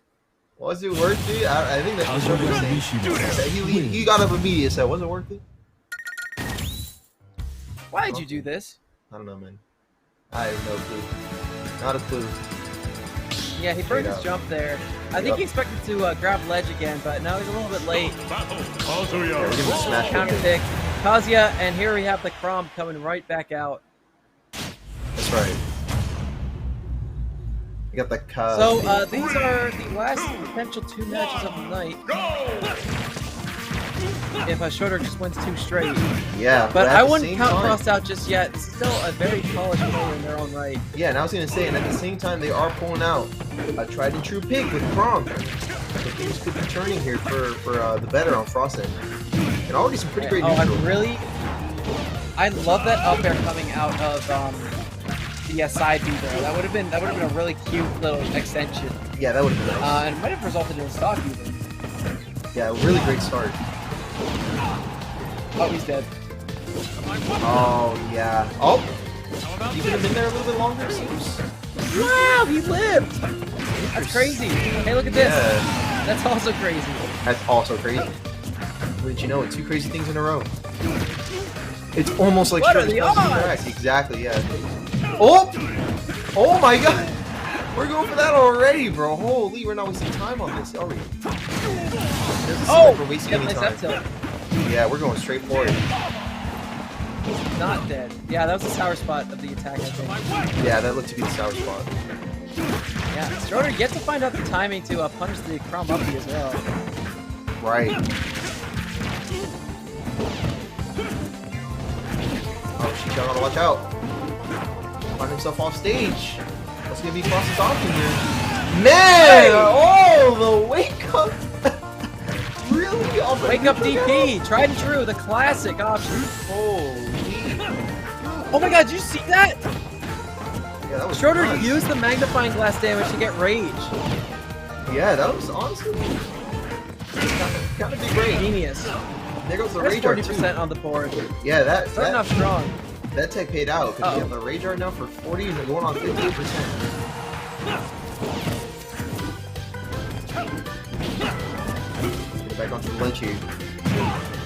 Punish that side beat. Oh man, you've got to be careful here. There you go, good forward Get that throw. forward throw.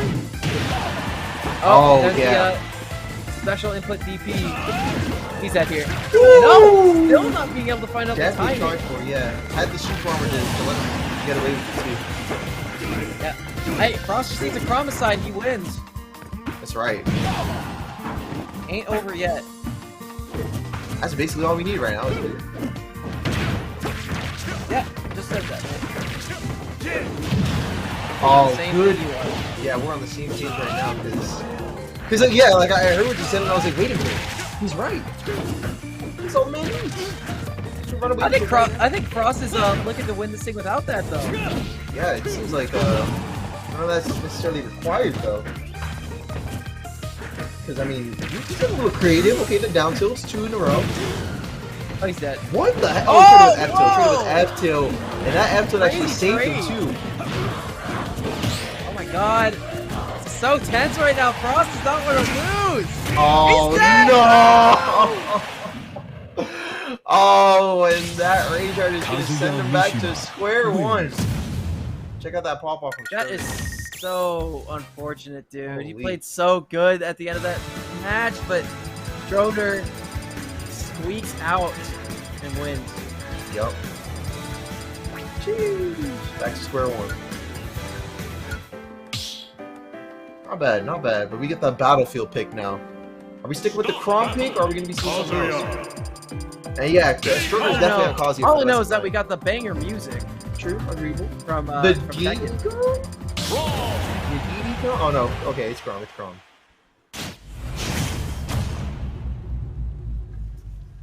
I love this one. 2, 1, Insiders. go! Yeah, this one's good. This one's good. I'm a big It's just fan. nice. It's just nice, relaxing. You know, take a load off while we watch Schroeder unleash the smackdown. Yup. Take a load off while Strider does the exact opposite. Yep, puts a load on. Exactly. There we go. Excellent forward. Oh wait, no, that was the down throw. That's right, the headbutt one? Yeah. it's Yeah. down throw. All There right, we go. back on stage there. You know, I think Frost is feeling a lot more confident right now. I don't know what it is. It might be blind confidence, but I think that performing that well that last match gave him some gas, but finally figures out the timing, does Schroeder for that F smash, and takes an early stock lead.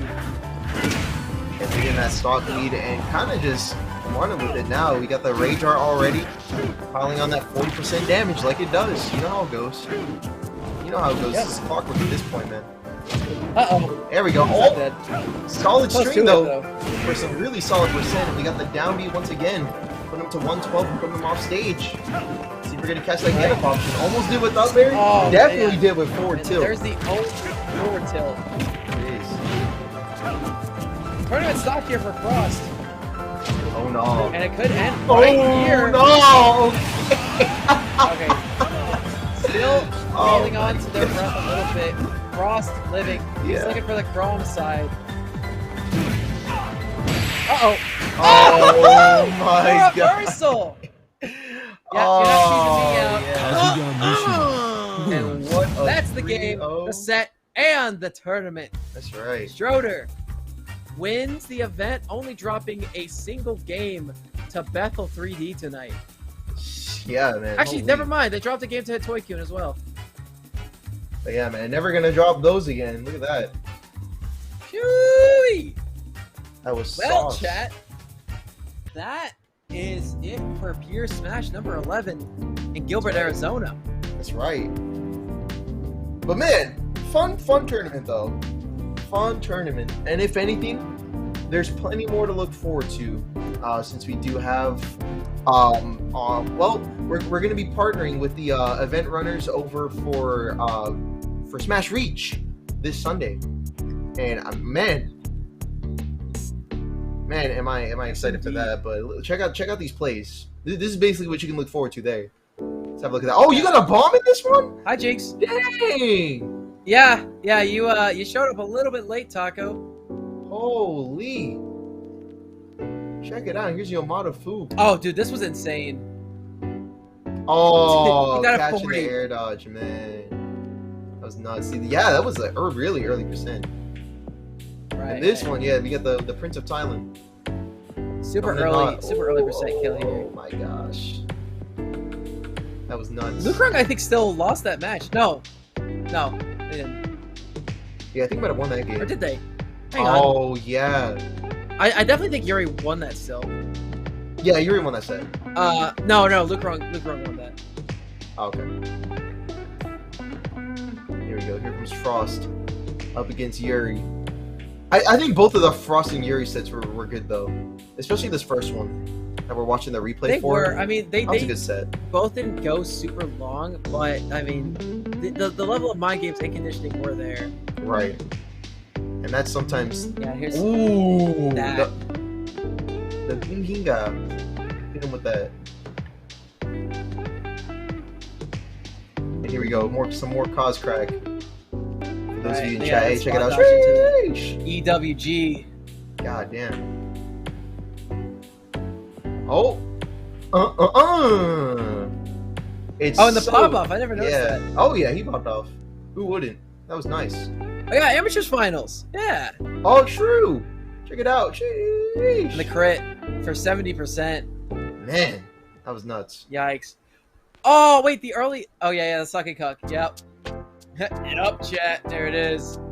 Man. I'm kind of disappointed that first Oh. kill from that game wasn't one of the Yeah. highlights. Oh yeah, but this one. This Oh, was sick. thing of That beauty. was so sick, man. That was honestly one of the peaks right there. Man, that was something Thanks, else. production. Yeah, Grand's here.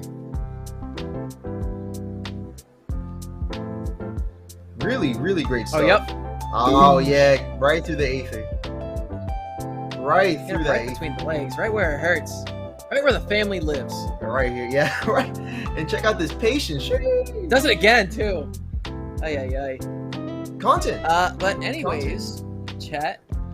That's it for us tonight. That's right. That's right. But dang. Thank you guys for spending the better part of your Wednesday evening with us here in Gilbert, Arizona. Thanks for tuning in to Pure Smash number 11, and we will be back once again next Wednesday for Pure Smash number 12. But in the meantime, if you want more Arizona Smash, obviously we've been pitching it to you guys all night. Definitely check out Smash at Reach this Sunday. That's right. It will be streamed here live on SAK Gaming TV on twitch.tv. That's right. Pilot program next Monday, Pure Smash next Wednesday, and then the following Sunday, the series finale, the top 8 invitational of all qualifiers, all 8 of them, for the AZSL finale. It will be on August 15th at 1 o'clock Pacific Standard Time. Don't miss it. You don't want to. I don't know if I should talk about this, but we have a very special guest who will be in attendance. So Oh, word? stay tuned for that. Yeah. Okay. I'll not say any more for fear of getting kicked off the mic. But anyways, chat, look forward to it. But that's going to do it for us here tonight. Taco, you got any final thoughts, mate? Listen, definitely tune in to Smash Reach if you can. Turn up if you can. I'm gonna be there. And it's not very often that we get to host like larger Tucson tournaments, especially on SAK's end. So be sure to support that if at all possible. And yeah, I'll see you guys Sunday. All right, and ladies and gentlemen, once again, thanks for tuning in. My name is Laird, And my name's Top Waffle. and have a great night.